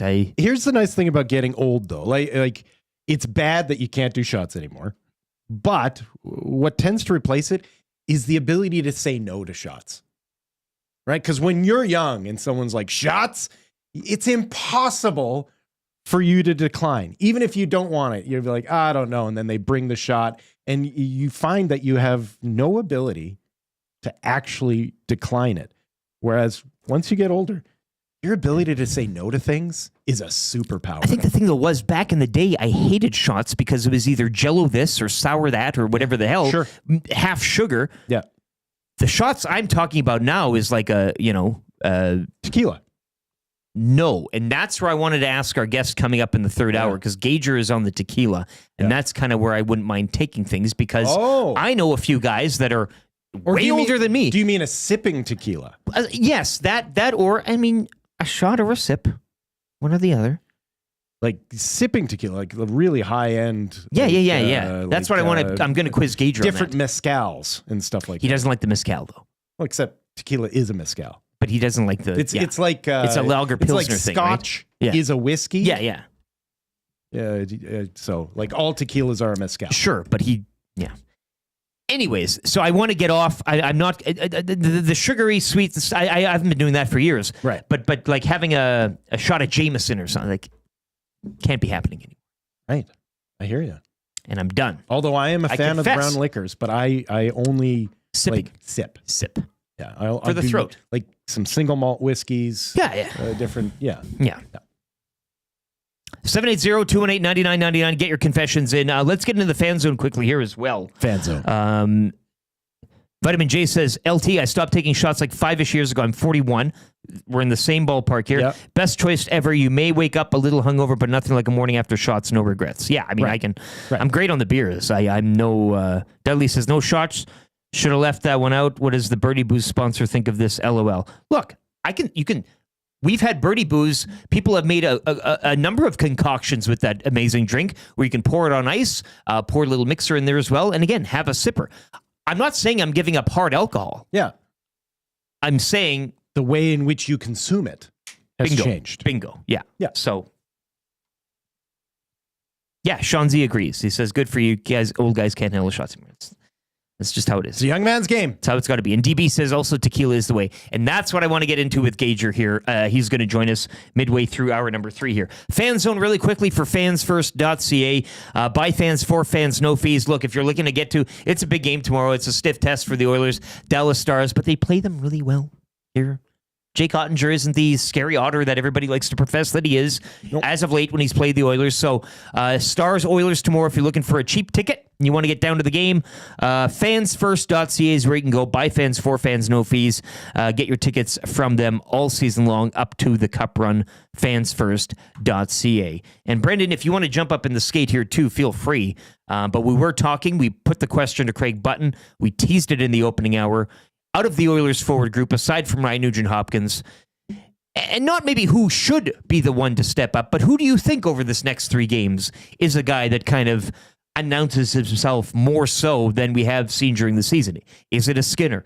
Is it a Henrique? Is it maybe a lesser than? Is it maybe even, a Zach Hyman that gets a little more greasy and finds pucks bouncing off him and getting into the net?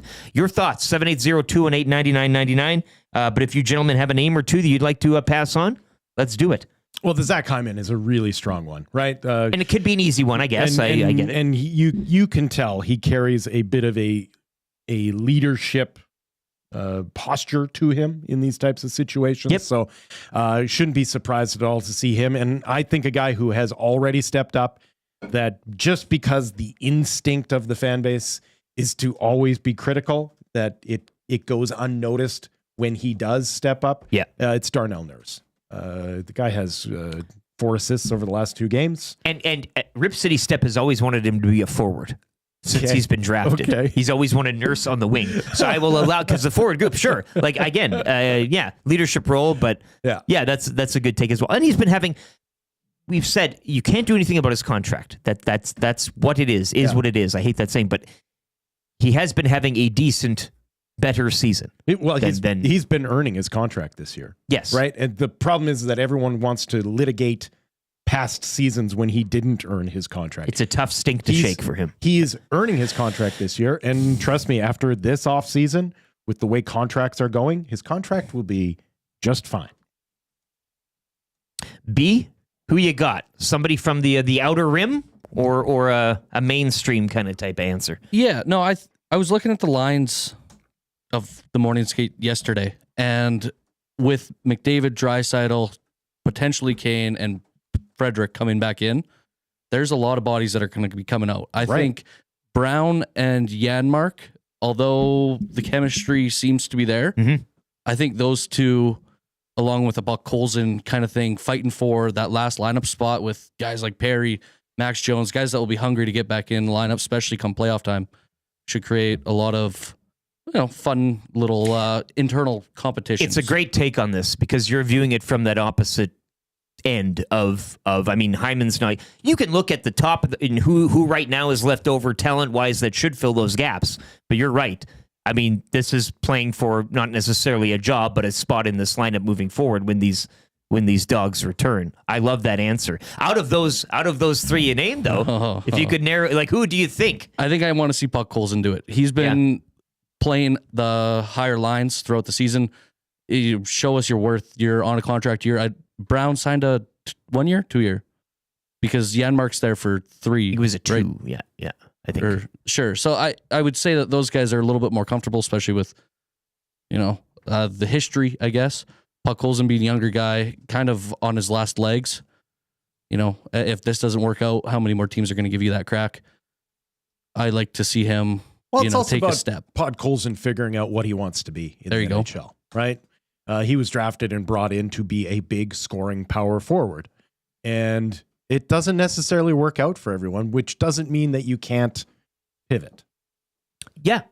Right? So it's interesting that you go kind of on his last legs. His last legs to become a high-paid power forward. Sure. But he is a guy, because of his skill set, that as long as he's cheap, people will always be interested. Yeah, that's fair. Right? Yeah. Like, if he's a $1.2 million hockey player, that guy can play till he's 33, right? But he now has to decide, do I want to earn big money or do I just want to be a guy that bounces around?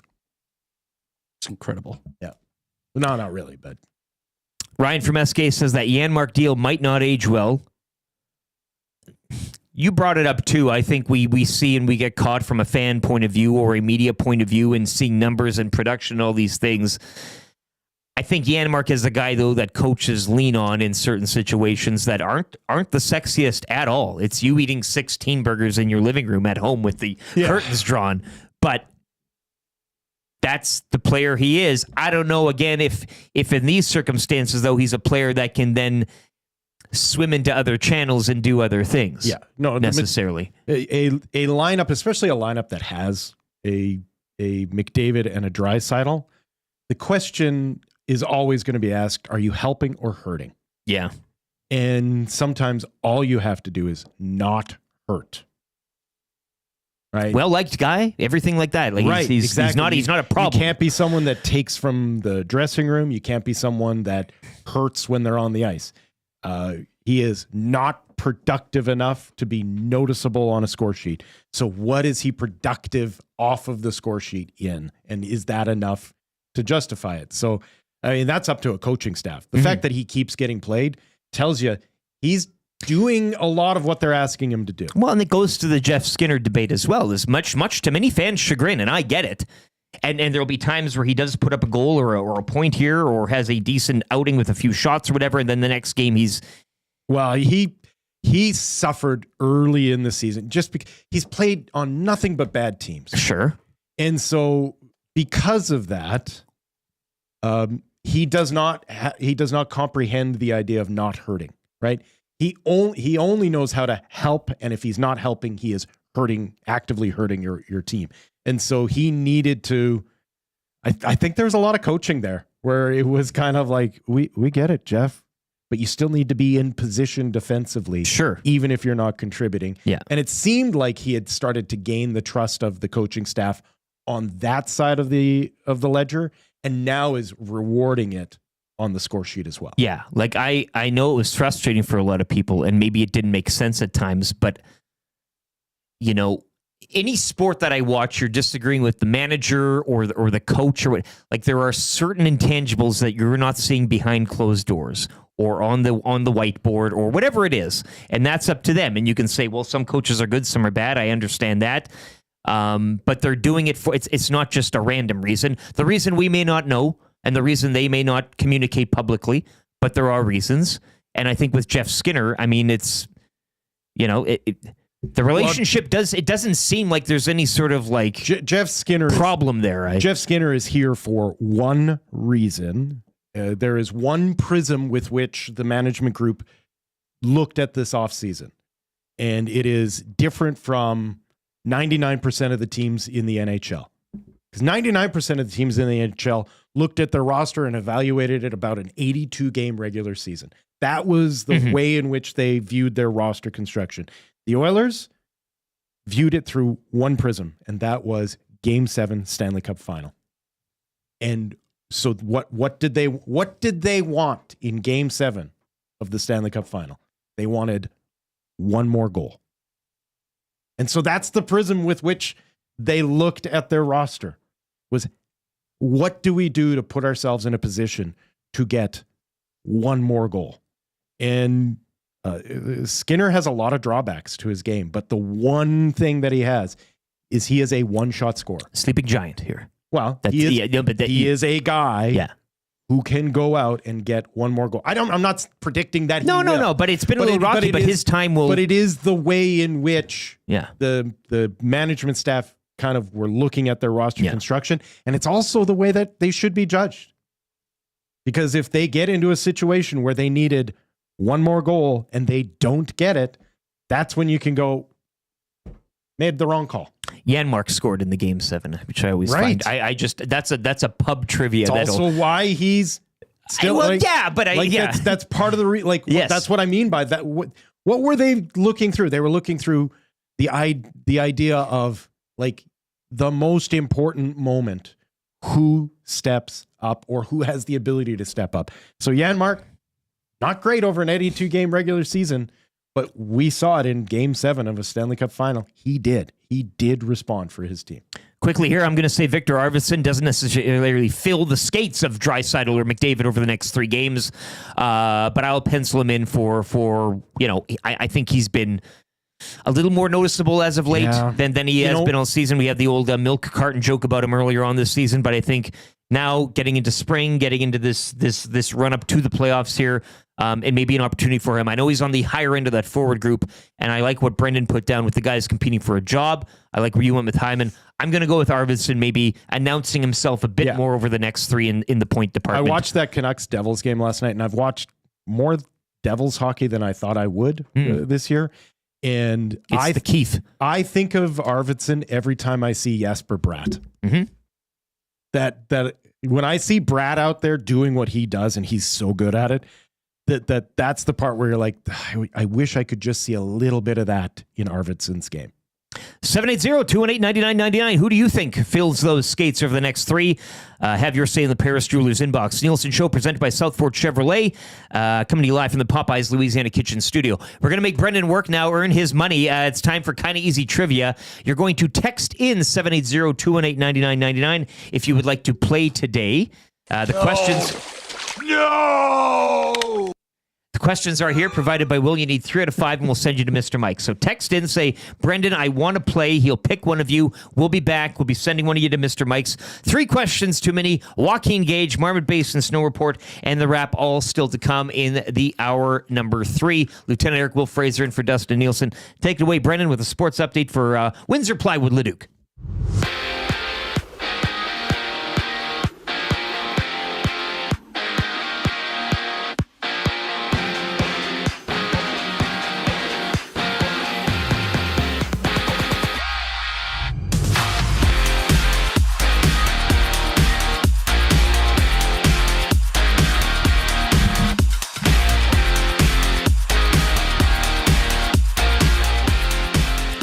Four games around the NHL last night. The Stars shut out the Wild 3-0. The Jackets took the road to the island and won 4-3 in a shootout. Another 4-3 shootout final took place in Jersey as it went in favor of the Vancouver Canucks, and closing out the night, Detroit rolled through Utah, taking a 5-1 win with them. 10 games around the league tonight. The Pens head south to Tampa. Ottawa heads to Buffalo, and Toronto hosts Philly. Yesterday, the Western League announced the Penticton Vees are set to join the league for the 25-26 season. They also confirmed the city of Chilliwack is well on their way to have a team for the 26-27 season. 8 games on the hard court last night. The Raps won 112-104 on the road in Washington. The Magic topped the Lakers 118-106. And Minnie was in Indiana. The Pacers taking that one 119-103. 8 more games in the association. The Hawks tip off in Houston against the Rockets. The Jazz host the Grizzlies. Sacramento sees OKC roll into town. And the Cavs head to Portland to take on the Blazers. Today marks the last day of spring training. Some notable matchups leading to opening day include the Braves matching up against the Cubs. The Astros take on their AAA team, the Sugarland Space Cowboys, and the Battle of LA takes place as the Dodgers see the Angels. This sports update is brought to you by Windsor Plywood Leduc, locally owned and operated, serving Leduc and surrounding areas since 1993. Doors, flooring, baseboards, and of course, plywood. Go see the knowledgeable staff at Windsor Plywood Leduc.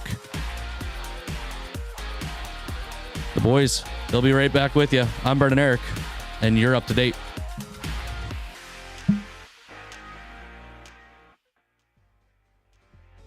The Nielson Show featuring Lieutenant Eric.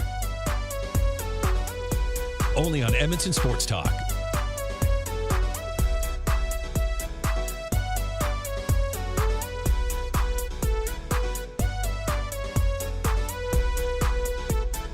.807, you are tuned into the final hour, the third hour of the Nielson Show here on Edmonton Sports Talk, streaming on the iHeart and TuneIn radio apps, and of course on YouTube. Where the nasty chat fell a little silent there. Everybody was in a feverish mood. Rip City Step was talking about Nerfs as a winger, and nobody said anything. I'm just gonna, that was kind of it, I guess, for the chat. But you can still chat away in the nasty chat. If you're watching on YouTube as well, pound that thumbs up, hit the like, give us a like.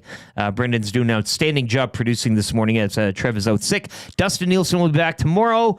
Wil Fraser, his final day here, and Lieutenant Eric with you as well. We will get to kind of easy trivia in a matter of minutes here. I know you're all texting and wanting to play. So Brendan will pick one of you. And you'll be off to Mr. Mike's. 3 questions too many for Park Mazda. Got a nice little collection of cues here as well for that. And Joaquin Gage will be by around 8:30. We'll get his thoughts, Formula One wise, and Oilers talk with him. And I wanted to throw a little tequila talk his way as well, just to see what... I take his... He'll get in the habit of sending me pictures of him making food. We're kind of not foodies, but we kind of like to talk food. Nice. We'll talk drinks. Yeah. But he's a tequila guy, so like his thoughts there. Marmot Basin Snow Report and the wrap for William Huff. I want to get to this as well from yesterday, and I confess too, I made an error. I thought there's so many abandoned Lowe's buildings around town that I keep getting them confused which area is which. Okay. But RV Wars, it'll hit the north side, March 27th to 30th. That's this weekend at the old Lowe's building, 9603 165 Avenue. Go RV, Vision RV, and Arcan RV have joined forces for RV Wars. You can take advantage of pre-tariff pricing on travel trailers, fifth wheels, motorhomes, and more. Last of the 2024 models will be cleared out. You can make no payments for 6 months OAC. Now is the time to buy with special discount finance rates. Free admission as well with a donation to the food bank, so that's always nice. Look, if maybe you're not on the market, maybe you don't know. Bring a donation for the food bank. You get in there for free. Then you start walking around, rubbing shoulders, exchanging a few words. You might be driving out of there, not walking out of there, driving out of there with an RV. Who knows? Especially with the pre-tariff pricing. That's right. You right. got to take advantage of this stuff while it's here. Once again, March 27 to 30, Old Lowe's Building, 9603 165 Avenue, RV Wars. Get it while it's hot. 3 questions as well coming up. If you have any questions, it's the final ride here with Will in for Dusty, as he'll return from Disneyland tomorrow.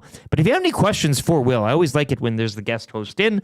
Get him in right now, 780-218-9999. Nielsen Show presented by Southport Chevrolet as well. 0% for up to 72 months on Silverado Custom Trail Bosses as truck month continues, as does Charge. Drive a little, save a lot. Southport Chev out in Fort Saskatchewan. Tell them EST sent you. Looks like we got somebody on the line. Who did you get in the boat here, Brendan? We got PT Mark with us today. PT Mark, good to hear from you again, man. What's your record in kind of easy trivia over the years? So far it's undefeated, but I've never done a Wil Fraser day, so who knows? It's a bit of a wild card. There's an asterisk here.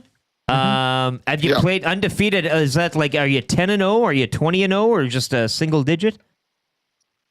I don't know. I'm probably so good. I don't even remember anymore. The days roll over. I love it. PT, the good news is that my kind of easy trivias do not actually count towards your official stats. So, well, that's a good thing. Yeah. So I can close down this. I can close down every window I have open on the computer now with stuff. Yeah. Gotcha. Well, you've been doing the prep. You've been putting in the work. I love to hear it. You're playing for Mr. Mike's here. It's like when the NHL teams would play the Challenge Series against Russian Red Army and stuff like that. It doesn't matter. You don't get to keep. It matters, stats. but it doesn't matter. Yeah. You'll still be going to Mr. Mike's though. $39.99. It's the 2-course steak dinner. You can stake your claim. Emperor Caesar salad, a rustic onion soup, then the tender 7-ounce sirloin steak, béarnaise butter and garlic mashed potatoes loaded with savory toppings. Eat locally, enjoy casually.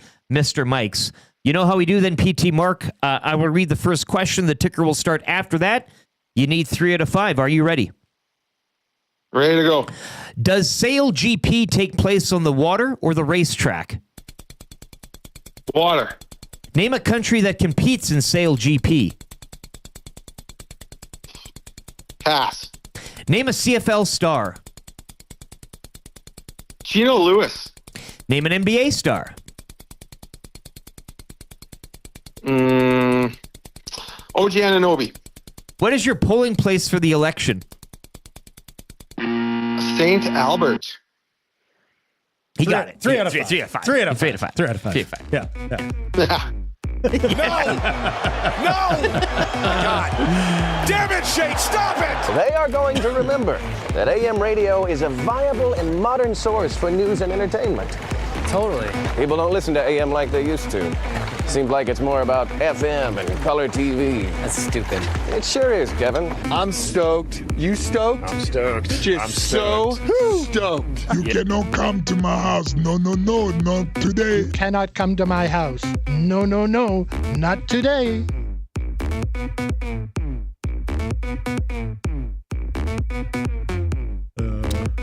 There you go, PT Mark. He's off to Mr. Mike's. Eat locally, enjoy casually. He'll be getting that.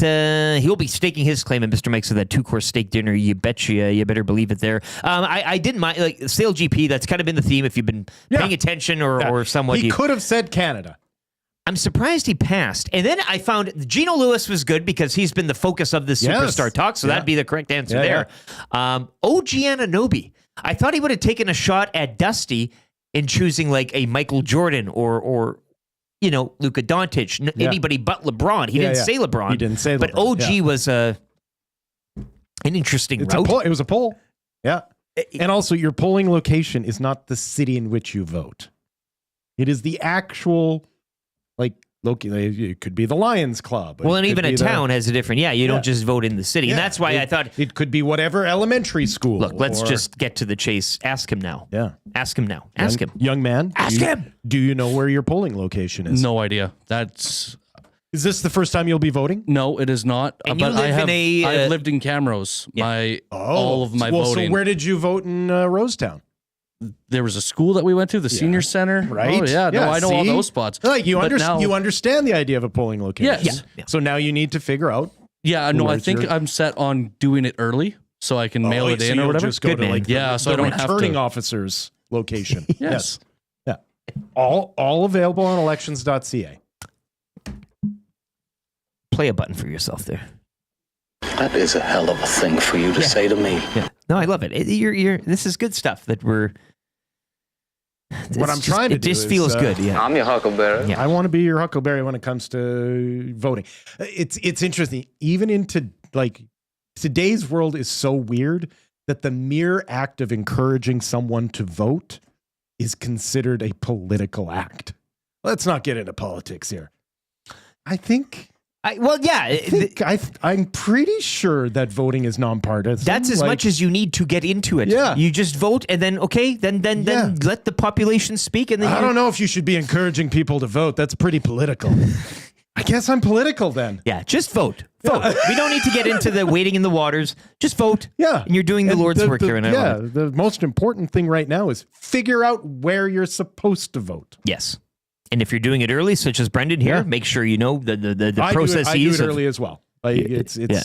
I like going on the day. I like putting on a big button. I like getting my good. Yeah, some people love like I'm going to stand in line. It's a rush with fellow citizens. Yeah. It's not a bad feeling, honestly. Right, I have stood in line to vote, and I usually come a lot away of places can't feeling better about my fellow citizen.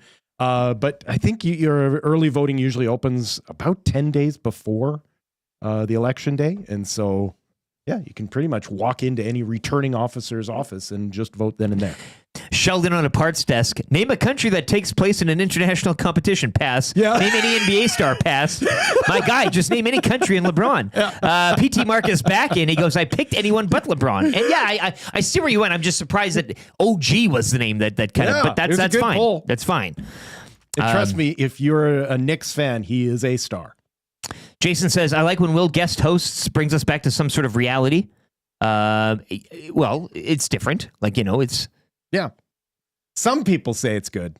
Not everyone, though. Comrade Will, political? I doubt it, Rip City Step chimes in as well. And Rubella encourages everyone to vote as well. RCN asks, did a teeth poison YTT? It is interesting, RCN, and we are taking the best text today, 780-218-9999, Paris Drew's inbox, for text of the day to A&W on the conspiracy or I guess, detailing the conflict and what is going on today between YTT and Atif. Atif yesterday, as you know, saying that he's out. And again, I say you can't be out unless you were in. You didn't have a membership anyways to begin with. But he is nowhere to be seen this morning, nor is YouTube Trev. And the last I heard is he was sick, quote unquote. So, I mean, again, let's just connect the dots and have a little fun with it. We hope he gets better if that's the case. But I did look up here. Today is International Day of Solidarity with Detained and Missing Staff Members. No joke. International Day of Solidarity with Detained and Missing Staff Members. That would be YouTube Trev today. So solidarity, if he is detained, and it's quite a wordy one, hey? Like there's days for everything now, but I found that one especially apt for today since we all think that he's in. How did that Wheels line up basement so well? Bring out the gimp. Yeah. Yeah. He's been chained to some sort of apparatus that allows him movement, but not an ability to escape. Yeah. Or the well. Yeah. That's true. He could also be at the bottom of a well. Yeah. Precious. That's real good. Spency 5 Cents, he says, these international days are getting too specific and a little too close to home, I would say, with today's. 3 questions too many, brought to you by the great staff at Park Mazda and dealer principal Mitch Lewicki, where he's wondering when it's International Day of Dealer Principals. Park Mazda, your dealer for life. I'm sure that'll be coming up. Probably a nice hot summer's day sometime in June. That'd be good for a car dealer principal at a car dealership, would you not say? Go check out Park Mazda today in Sherwood Park or online, parkmazda.ca. This is a time to... hurt my dog! Oh, wait, she got that fat chick. Have you seen that new movie with Nick Cage? Where he plays that, same type of thing, right? He's got long that legs or whatever. Yeah, long legs. He's got that Buffalo Bill vibe going on. Yeah.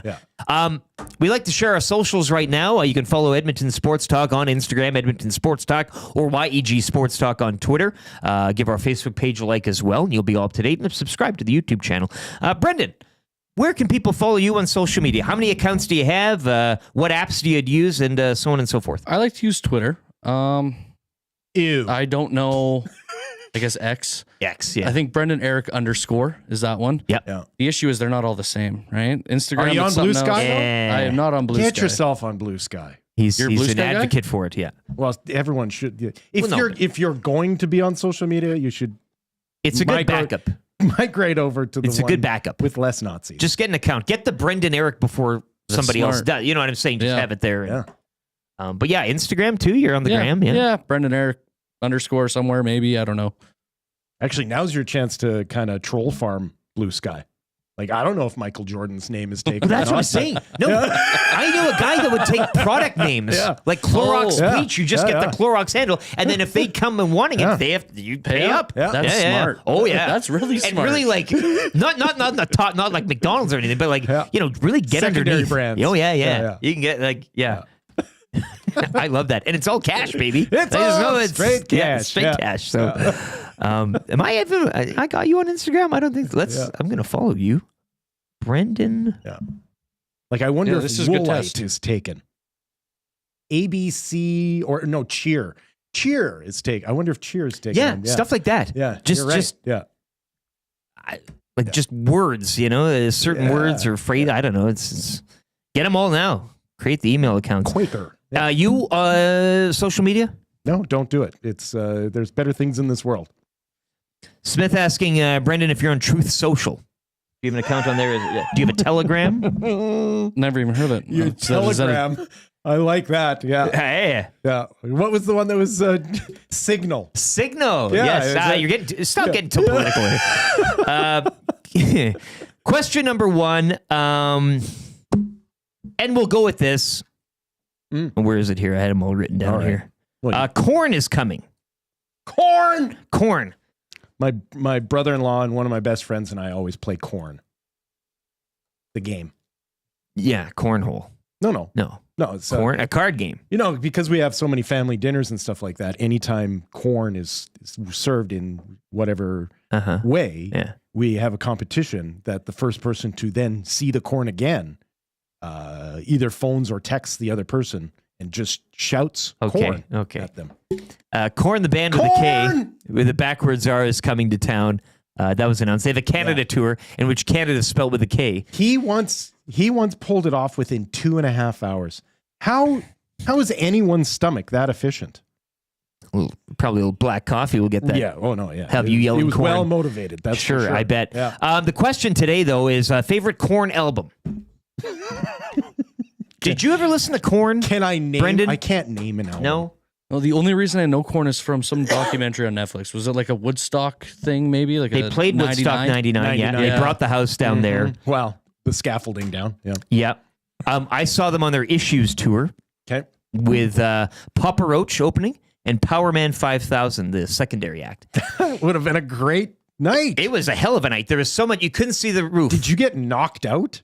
Like, that feels like a violent night. I was in a seat. Oh, okay. I was in a seat, but it was a hell of a performance. And Mike Borden from Faith No More was actually filling in on drums on Corn for Dave Silveria. So I got to see the Faith No More drummer filling in, which was really neat. But it was a great show. Look, you guys don't have to predict. Corn, to me, I was a huge Corn fan. For sure you in were. The late 90s. I really was. Yeah. Well, because I grew out of it at a time. We had glam rock, which was like just murdered by grunge, right? Yes, and then Seattle grunge came in and just eviscerated hard rock, like just killed it. And then slowly but surely you started to see sort of second wave. Would that be the best way to put it? New second metal, or new metal? New metal, I think, with a U. And Korn was kind of the vanguard of it, right? They were one of the if you have a Mount Rushmore, they're right on there. Yeah. Play along. Jen Cool says follow the leader. That's up there. That's a little more. They had the Limp Bizkit. They had the Ice Cube in that. The hip hop. Life is Peachy is very raw. Obviously, self-titled is where it all started in '94. That was a great hell of an album cover. The girl in the swing and then the shadow of the dude. Creepy. Very creepy. Outside of that, though, I mean, they had the Family Values '98 tour, which was a pretty good compilation album, I guess, from the bands on that tour. But yeah, I would say for me, Life is Peachy, self-titled, then Follow the Leader in that order. Those three. So 780-218-9999. Just a little trip back in nostalgia. As mentioned, Creed coming this summer, Deftones, Korn. I'm not shooting alcohol anymore. Like, life's over. You might be that night, though. Which one? When Korn is in town. Oh, Korn, yeah. I ain't going to the Deftones show. No. That's too much. Korn I'm probably not either, but give me a Tool show. Yeah. I'll be going back to that. Question number 2. Who or what do you see as the deciding factor, since you aren't here tomorrow, and I'll ask you this question, in the game against the Stars tomorrow? Apathy by the Stars. Do they have it or don't they? Coming off of a 3-0 win, so they are fat and happy coming into town. Mm-hmm. And I can totally see a Stars squad looking at the Oilers without their big dogs going, this is an easy one. And if there's one team of the elite in the league, as we like to kind of group them in there, That is a team that sometimes doesn't show up. Oh yeah, to the occasion. Yeah, yeah. No, I could see absolutely the Dallas Stars just come in thinking it's going to be an easy night, and the Oilers showing up, and so apathy's a great. Apathy will be like. Does Dallas have apathy or not? If they're not apathetic, if they're like blood's in the water, let's put our foot on their throat. It could be a bad night for Edmonton. I'm going to look at goaltending again. We asked Rashog yesterday. He would go with Skinner in net. I think probably that's what you do. I know Gager's answer. I'm not even going to ask him. Rashog had more of a Jake Ottinger scares a lot there. of teams. He does not scare the Oilers. I know, but it's one of those things too that when will he? Will he ever? Will he ever? And again, with 97-29 out, maybe this is the night where he does not necessarily scare them, but finds his footing against this team. And then I would also like to see what Stuart Skinner does in kind on the other side, because he's traditionally been decent against the Stars. We saw it last spring. He outdueled Jake Ottinger. Oh yeah, but even a couple of weeks back, I mean, they had a game in which I still profess I didn't think Dallas brought it on that Saturday. Yeah. Oilers got out to that big lead. They let them get back in the game, though. Yeah. And that's like, so whatever. Which is what you get to do when you go up with 5 goals. To a degree, though, but there's still housekeeping that needs to be done. I know, but against a very good team like Dallas. I know, but the Oilers must be a very good team when we criticize wins. Right. Yes. That's my takeaway from that is the Oilers must be a pretty great team because we are criticizing a win. Jen says Bush was my first concert ever in '99. Which Bush? Bush X? Bush X or Bush or Bush X? It's very important. They're two different branding. Realist, I love talking about this. Somersault at Commonwealth, anyone? Smashing Pumpkins, Foo Fighters, A Perfect Circle, OLP, Sum 41, Eve 6, Trouble Charger, I Mother Earth. Yeah. I didn't go to that, but me and my buddy biked to the gates of Saskatchewan Place concert grounds there. Okay. We watched, because it was supposed to be the Pumpkins' final show ever. Okay. It sucked, and people were walking out. Like they were just, the set was basically sound check as far as I can remember. And then my buddy hit Dave Grohl in the ass with a flip-flop. I just remember the legend park warden would show up to those things with like literal pounds of mushrooms, like almost grocery bags full of mushrooms, and just eat them like tortilla chips. That's what I remember about those festivals at him. Like that was his. Oh yeah. Like give him a good semi successful American bands grouped with Canadian bands, late '90s, early aughts. Yeah. He's in it. Yeah. That's his. I hear wheelhouse. Park Warden's here. No, Park Warden is not here in body. Yeah. Bless that man. Bless that man completely. You didn't go on that stag to Amsterdam, did you? Didn't. No. No, I just saw the pictures. Yeah. Yeah. They finally caught that dragon. They chased him all over town. Yeah. Somersault was great, and the Pumpkins were great at Commonwealth. Yeah, I mean, I didn't get a good deuce of that. Edgefest, though, that was the Canadiana concert series that I enjoyed. That was great. Speaking of pumpkins, did you see... Speaking of pumpkins. Did you see when Howie Mandel on his podcast tried to pull a gotcha on Bill Burr? You can't gotcha Bill Burr, and nobody gets they Bill did. Burr got upset. He got? So there is... Oh, yes. There is credible evidence that him and Billy Corgan and him share a father. And seriously, when you see them now... Oh, I know. Yeah, you'll never unsee that. Well, those are brothers. Absolutely, those are brothers. And so Bill Burr, because of the trauma of his life, doesn't want to talk about it. Like, doesn't want to... Like, he's too old to go on this journey. And Howie Mandel brought Billy Corgan sort of like, and this is your life type of moment to Bill Burr, where they'd never been in the same room. This is your life. They'd never been in the same room together. And so Billy Corgan comes in and is kind of like, well, Howie Mandel said you were okay with this. And Burr's like, Howie did not even mention this. And Mandel's like, I thought it would be fun. Howie Mandel of all people constructing this. Burr is literally having not a severe, but a minor nervous breakdown. Yeah. On air. Well, he's not controlling it anymore. He's out of control, and that scares him.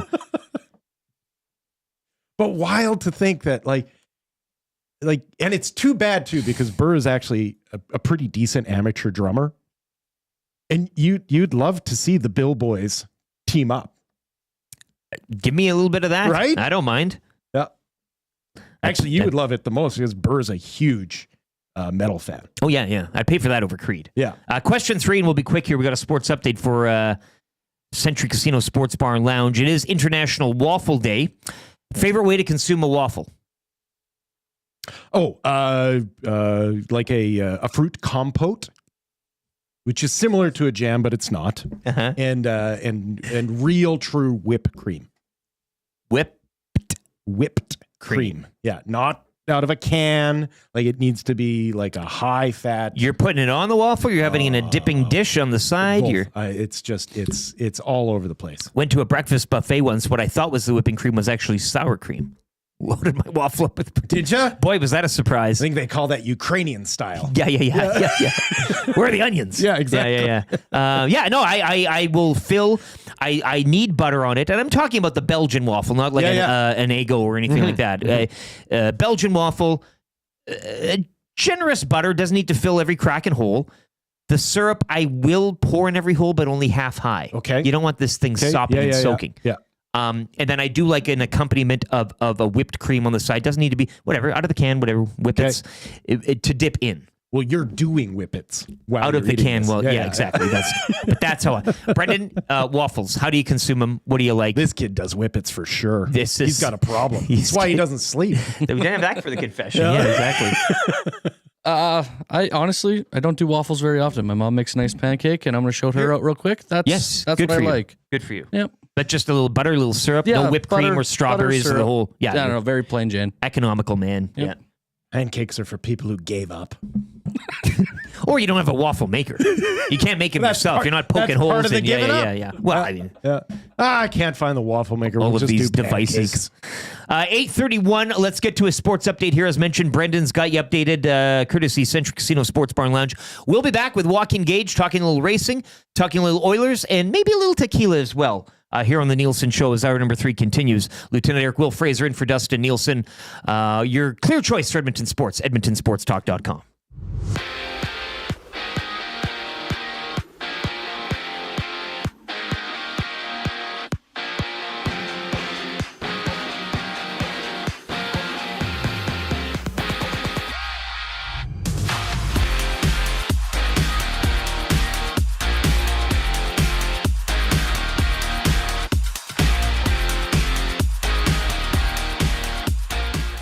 Four games around the NHL last night. The Stars shut out the Wild 3-0. The Jackets took the road to the Island and won 4-3 in a shootout. Another 4-3 shootout win goes to Vancouver as they played in Jersey, and closing out the night, Detroit rolled through Utah, taking a 5-1 win with them. 10 games around the league tonight. The Preds head to Carolina to face off against the Canes. Minnesota plays host to Vegas, and the Blues welcome the Canadiens. Yesterday, the Western League announced the Penticton Vees are set to join the league for the 25-26 season. They also confirmed the city of Chilliwack is well on their way to getting a team for the 26-27 season. 8 games on the hard court last night. The Raps won 112-104 on the road in Washington. The Anthony Davis Dallas Mavericks took down the Nets in Brooklyn 120-101. Davis made the lineup for the first time in 6 weeks, finishing with 26 minutes, 12 points on 6 of 9 shooting, 6 rebounds, and 3 assists. And the 76ers dropped one to the Pelicans, 112-99. 8 more games in the association. Tonight, the Spurs head to the Motor City, where the Pistons are waiting for them. The Magic tip off against the Hornets. The Knicks host the Mavs, and Miami welcomes Golden State. To the Lynx, the TGL Final kicked off with an Atlanta Drive win. Atlanta topped off the New York Golf Club 6-5 in match 1 as Xander Schauffele missed a clutch putt for the New York club. Match 2 will go tonight at 5. Match 3 to follow at 7 if necessary. This sports update is brought to you by Century Casino Sports Bar and Lounge. With TVs wall-to-wall, daily food and drink specials, it's the place to be for every Oilers game. Every game is game day at Century Casino Sports Bar and Lounge. Joaquin Gage around the corner. I'm Brendan Eric, and you're up to date.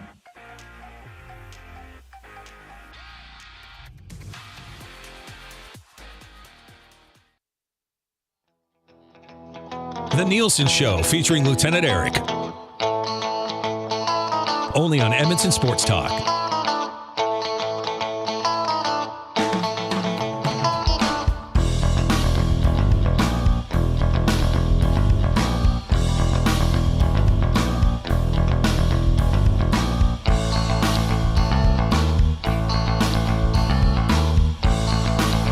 .36, you are tuned into the Nielson Show, EdmontonSportsTalk.com, the iHeart and TuneIn radio apps, and of course on YouTube, presented by South Fort Chevrolet. Drive a little, save a lot today out in Fort Saskatchewan. If you are watching this morning, hit that thumbs up, pound the like, and subscribe to the channel if you haven't already. 169 is the like counter right now. Should get to 200 by the end of the show. Let's make it happen. We've got Joaquin Gage coming up in a second or two. There he is, in the bullpen, so let's get to him right now. We had a few other things to get to, but Gage, brought to you by Pro-Am Sports, your locally owned sports memorabilia and apparel specialists. Let Pro-Am help you with your team fundraiser with no-risk auction and raffle items. Visit the men's store for all the details. Located in Edmonton, corner of St. Albert Trail, 128th Ave, or online, proamsports.ca. This guy will be at the Korn concert. Yeah, I mean, Creed's coming this summer, Gager. We all know Deftones will be coming as well. You rock out to a little Korn back in the day as well, or is that kind of out your timeline? I remember one time when I was playing in Portland, Maine, we came back from a road trip, and the old stadium in Portland, Maine's great. It was all GA, right? So general admission, go where you want, and Korn was playing. And I walked past our training room where our trainers looked after guys, like sewed guys up, and there were two guys in there bleeding and I walked past and they were giving me the devil horns. And I was just like, oh my gosh. So I kind of went out to have a look because it was I think it was their last song. And one of the guys, like the other guy from Korn with the beard, if you remember the song Beaners from Cheech and Chong that Cheech was singing, or was it Chong was singing? He sang that, but rock style. And I was amazed. It was one of the greatest rock songs that I've ever heard live, was the Cheech and Chong Beaners song, sung by not the lead singer of Korn, but the bass guitarist. It was unbelievable. So yeah, I've seen them for a very short amount of time, but was very impressed with the last song choice of the night. Yeah. You probably have the most unique experience. That's fantastic. In viewing Korn. Yeah. Couldn't make that up if I tried, Gager. That's it's funny. I love the idea of your trainers stitching people up at a Korn concert. That tracks. That tracks really well. Yeah. Yeah. I wanted to get your thoughts too, and I got to admit, I still, Tube Sock sent in a text earlier today, and I couldn't agree more. I cannot wait until the Formula One schedule is back on European time. And I mean, look, I didn't watch Australia. I was curling. I didn't watch China because I was curling. Can you give us the call? Yet I still feel like I'm in the middle of the pack when it comes to our in-house fantasy team. What happened in China, and what can we expect moving forward to Japan? Look, it wasn't the most exciting race, but there's all the storylines are starting to evolve from it, right? So it was a sprint weekend. Everyone thought all of a sudden, Ferrari's figured things out. Lewis Hamilton wins the sprint. Oh my gosh, is he going to win his 8th title? Everyone's talking. And then the main race comes along. McLaren essentially asserts their dominance and shows how good that car actually is. But then you see Oscar Piastri blow the doors off of Lando Norris, right? So now Lando was supposed to be the guy. He's looking for a championship, and his partner looks just on par with him, right? Max is a little bit further back. What's going to happen with Liam Lawson? I think one of the big things is how many of these rookies are going to make it through to the summer break before the possibilities of their seats being taken away. I mean, they're already talking about Liam Lawson not racing in Japan, right? So, and then, I mean, the biggest disappointment, I think, from the whole weekend is Ferrari, even though they won the sprint, where Lewis and Charles get disqualified and don't gain any points at all. And I just, it's funny because I thought maybe this is Ferrari's year from testing. Everything looked good. They have a very strong driver lineup, and still you see Ferrari being Ferrari with the wood plank being too thick and not enough fuel left in Charles' car. Like, it's just idiotic mistakes from one of the most iconic team in Formula One race. Well, who kind of like, because to me, this is such a rich sport with a lot of technical stuff going on behind the scenes. And you and Hernan, you got books going on about guys and it's engines and all. How do you get to this point where it's something, as you mentioned, a piece of wood? Like, who, like, heads roll for this, or is this just kind of okay, well, we'll learn and move on? Because, you know, in certain sports, you know, guys go out, not everybody's perfect, but it just seems to this, there's so much. I mean, you're talking about milliseconds at times, the difference between winning and losing. How do you get to that point where, I mean, highly embarrassing for Ferrari?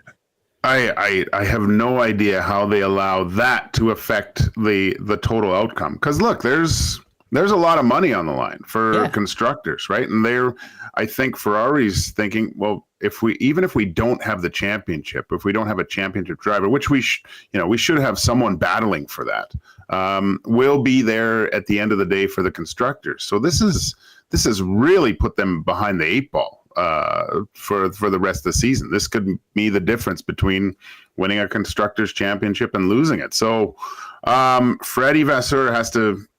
I mean, I'm sure there was a stern talking to a lot of people. Like the fact that you don't have a checklist of items to make sure that you're all within the regulations here. And I know it's a fine line, right? It's like my 10th grade biography teacher always said, if you're not cheating, you're not trying, right? But you're trying to get as much out of it as possible.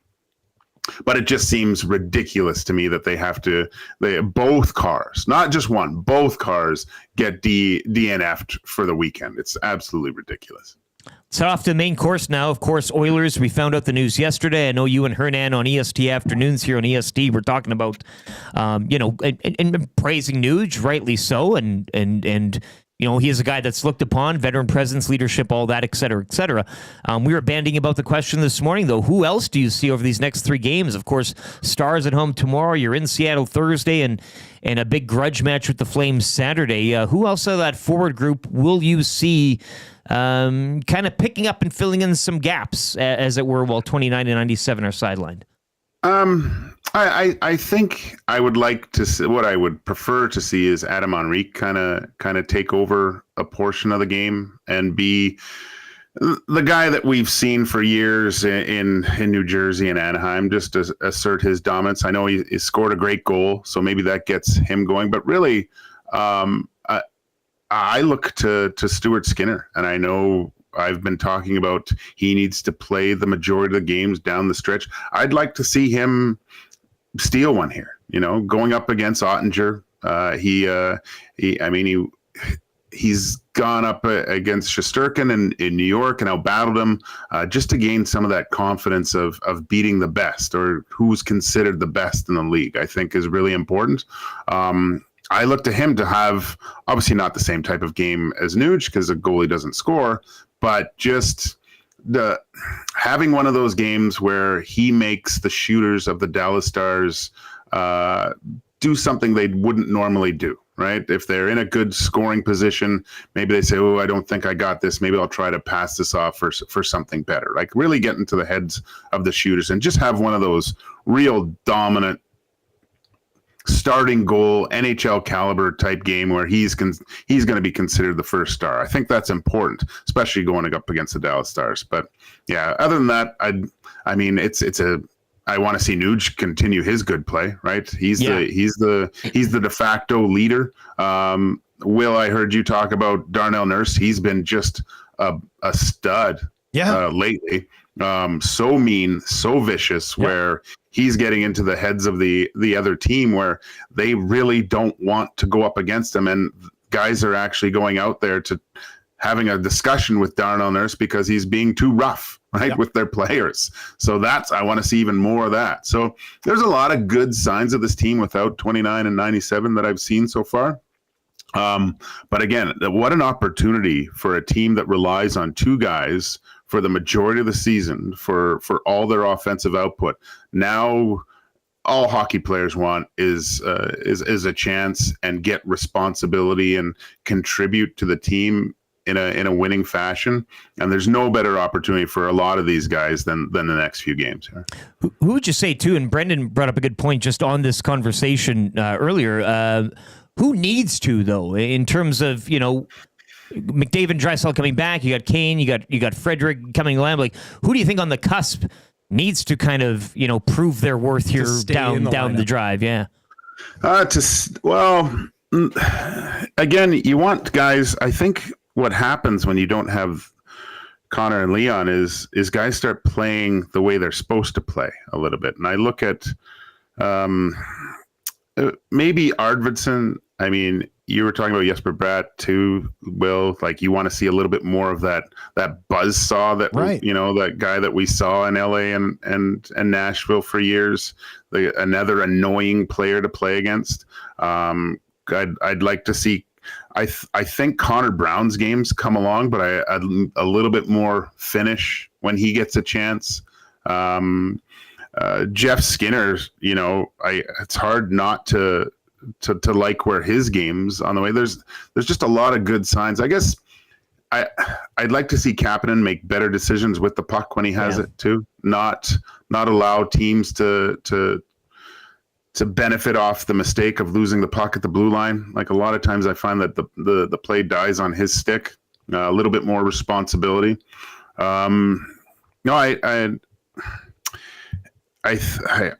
It's hard to say because I think everything's going in the right direction. It's just I don't look to those guys to have hat trick nights or whatever, just a steady progression where the mistakes are limited. The game management is at a point where the Dallas Stars have to do something special to score goals. They have to get through layers. They got to get through the forward group, the defense, and hopefully they can generate something good against Stuart Skinner. And he's able to possibly take 6 or 7 goals away from the team and make the saves he's supposed to.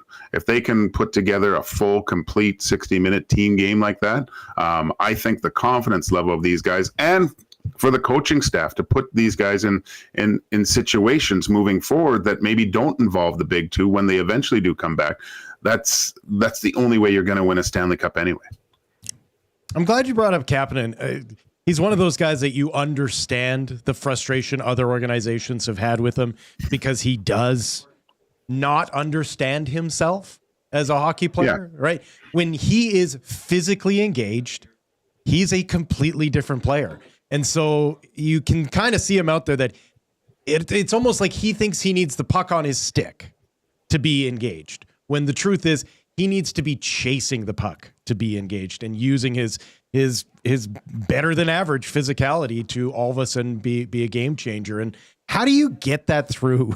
If you're a teammate of somebody who doesn't understand what makes themselves tick, is there anything as a teammate that you can do to, like, I mean, we see it in football all the time, the guys that just literally want to be slapped in the face before they head out onto the field. Like, is that a possibility, or is that just not in the culture of hockey? I think you've said something a little bit there. Well, like I'd be shocked if the coaching staff hasn't brought this up with Kapanen at times, right? And shown tape where, look, you probably could have chipped in behind and either drawn a penalty because he's holding you up, or got to the puck in the corner and started working. And I think that's more suited to his game. But sometimes hearing it from the coach, and you're like, okay, but I gotta do something that wows them so I can stay in the lineup. So this is a perfect case where I think he's trying to do too much. I think this is where, this is why you signed all these old guys in the first place, right? Yeah. This is where a Henrique, maybe a Perry, Connor or Leon just goes and sits next to him in the dressing room and goes, hey man, we need you.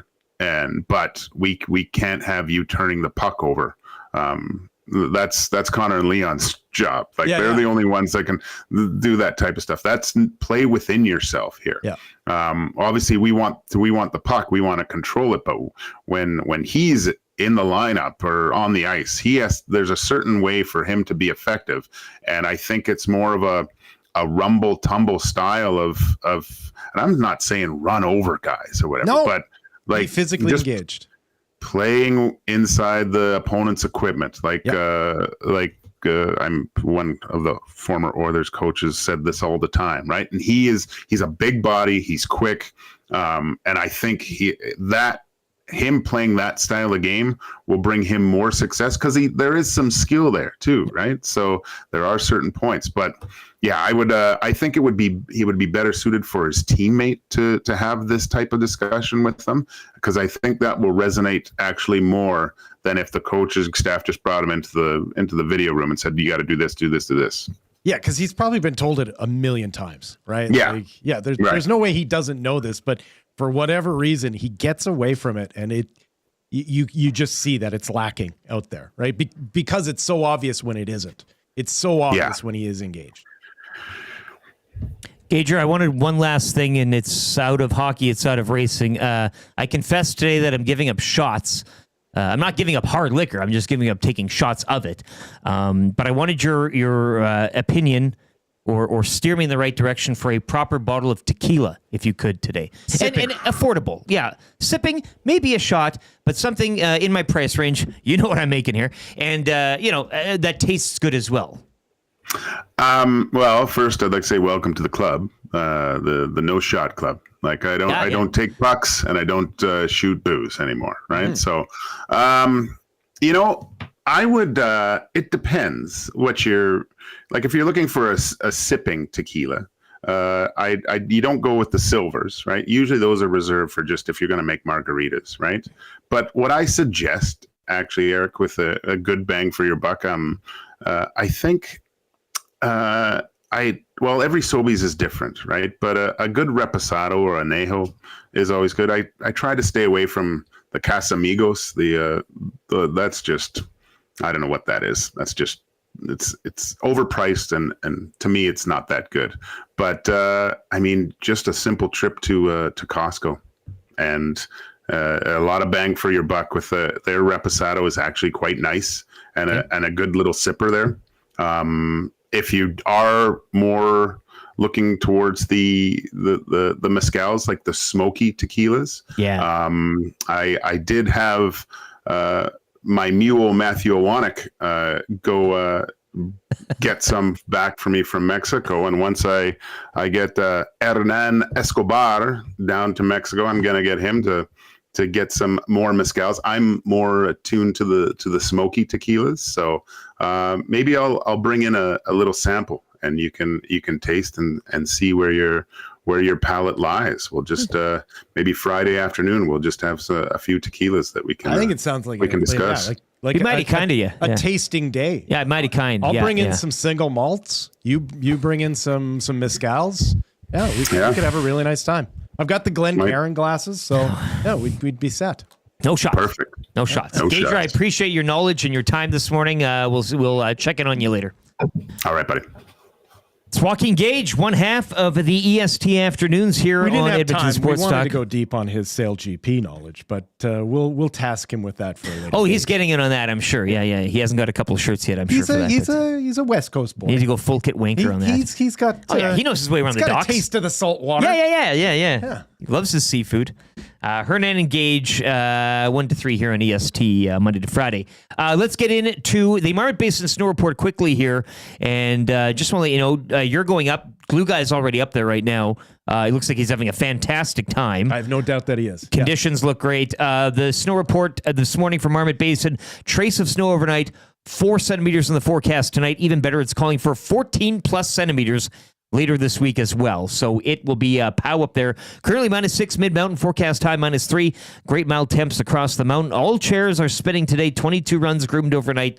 Lots of fresh corduroy to be found. Never knew what that meant. Makes sense after I learned, but it's kind of neat. When they, the when corduroy. they grade it, Yeah. Another late 90s. Yeah. Had a lot of corduroy pants. But if you're into any sort of carving, fresh corduroy is That's just, where it's at. Yeah. 109 centimeter snow base and 271 centimeter season total this weekend. Will, they've also got a spring break party. Now I know why you're going. DJ Joey's spinning beats at the lower chalet outside on the Coca-Cola deck. Yeah, Coca-Cola deck. And Pete Chernowski playing some acoustic jams inside in the Caribou Bar and Grill. Okay. So a variety of genres to check out, and some good, high energy partying, and a little bit of a laid back style, if you will. A little chill bliss. Sure. Après. Oh. That's your Marmot Basin Snow Report. Thank you very much to Kelsey for sending that in. Check out Marmot Basin and Jasper today. They need you. They want you. They're having you right now. The wrap right now for William Huff. Let's get into that. If you want your place to look as good as ours, the Nielsen Show with, who's a superstar now? Absolutely. Yeah. Take that, Geno Lewis. If you want your place to look as good as ours, check out WilliamHuff.com. They've been in business since 1952. Incredible what they do, WilliamHuff.com. We did learn, and it was during our conversation with Gager, that Chikrin has signed an extension with the Capitals, and I just want to pull up the number here. I know a lot of you have been peppering it into the nasty chat. 8-time, $9 million extension done with the Capitals. That's Jacob Chikrin. Will faints at the desk. What does it mean for Bouchard? What has gone on in Washington? They are the best team in the NHL. Yeah. And they filled their roster with the most suspect players in the NHL to do it. And they're hitting. It's wild how successful they have been. But no chance that contract ends up looking good on You're playing for today, not tomorrow. That's future Capitals' problem. Probably another GM that doesn't even do it. Shouldn't you worry about that? Oh, we'll be dead by then. Exactly. Text of the day today, it's going out to Josh. He's off to A&W right now, where they're pumping out those teen burgers like crazy. You could probably get about 4 with the $20 to A&W right now. Josh has the text. We've been looking for YTT at TEEF scenarios today. YTT under the weather, and Trev is sick. That's the knowledge I know. But again, we're taking this to a conspiratorial type of angle here. Or the truth. This is, YTT under the weather, that's autocorrect. A TEEF took his phone and said he's under the leather because a TEEF has him strapped down to a metal table somewhere. Yeah. Help! Getting into the whole GIMP thing in Pulp Fiction, it was a good angle. Weather, leather, a TEEF never makes his words come out as they should. So that was really thought out, Josh. Worried. Good play there, and you kind of help me with this couch. Kind of sounds like a TEEF too, in certain videos and such. Josh, you're off the A&W. What are you, size 14? Oh, I hope they're both doing okay. Dudley says mezcal for the win. I can't wait. Gager's never steered me wrong in any of his food or alcohol suggestions. So he's a wise man. Yeah, Friday should be good. Can't wait for that. Thanks for adding some content the last 15 minutes before you leave this wagon, Will. Ha ha ha. Great having you back. Have a great time skiing Norman a Combine. I'll take this time to thank you as well for filling in over the week. It was nailed last week. And I can't remember who texted it, but it was one of the texts of the day. That I am the Don Matthews of Edmonton Sports. I think that was Bones. Yeah. You, and I can't remember the wording. You're excited to see him come and even happier to see him go. That's... Again, to paraphrase, that was the one. A superstar coach in this league. Absolutely. Yeah, absolutely. He transcended a lot of things. Meditation, one of the bounds of dignity. All of that shame. Yeah. So that's going to do it. Brendan, a round of applause. I don't do the clicks, but you just killed it today in a good way. We assume we were on the air, but if we were just talking between ourselves, that's fine too. All of this is an AI fake. I mean, that's fine. But you got the news yesterday, not early, but later on, and so you had to prepare. You had to get mentally and physically ready, and you were in here, and you killed it, man. Great job. Appreciate it. Yeah. Did you have any other questions he call or any? You to say? No, quick text. Maddie was the one that facilitates. Okay. Matt got in touch with you, right? Yeah. I always look forward to the call. That just because of the acoustics, the person is clearly still on the toilet. Yeah. Hey, man. Well, you got to make it. Things are not going well. You got to make it authentic. I'm going to need you to cover. Got to make it authentic. Did you have you felt good today? Yeah. Good. Once we got the thing rolling. Yeah, right. Well, you wore the greatest baseball cap that you can wear. Got the trapper's cap on. Yeah, now we're to vote. I mean, we had the voting education. Yep, yeah, that's right. No, we learned Well, lots. you have to. You're going to have to figure out your returning office. Yes. For early voting.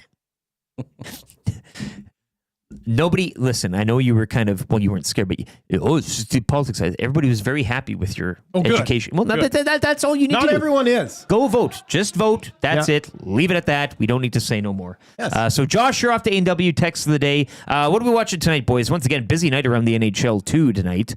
NBA action tonight. You got a couple, of course, March Madness breaks until Thursday, but Habs Blues is great. You like that one, yeah. Both teams competing for a wild card spot. Cavaliers and Thunder on the court tonight too. Pretty well, but obviously Capitals Jets mano a mano. Yeah, Vegas and LA, a little out of town scoreboard watching there. The Flames host Seattle, so we'll see about that. The pessimistic Oiler fan is like, that thing's going to a shootout for sure. Which both of them. Yeah. Oh, absolutely. Yeah. 3-point nights. Yeah. So that's going to do it. We thank Wil Fraser for his time. Probably, hopefully not the last we see of you. I always enjoy these catch-ups and shows. Maybe, hopefully not like a 3-month period like we had in the fall, but you're a flexible guy. Me, Park Warden, I'll see you at the Korn concert. Wil Fraser, Dustin Nielsen back tomorrow. For Brendan Eric, I'm Lieutenant Eric. Thank you for watching. Hangout coming up next. Keep it locked on YouTube. It'll switch you right over with the autoplay. Don't got to do anything. Like, subscribe, do all that good stuff. Nielsen Show, presented as always by South Fort Chevrolet. Check them out today in Fort Saskatchewan. Talk to you tomorrow.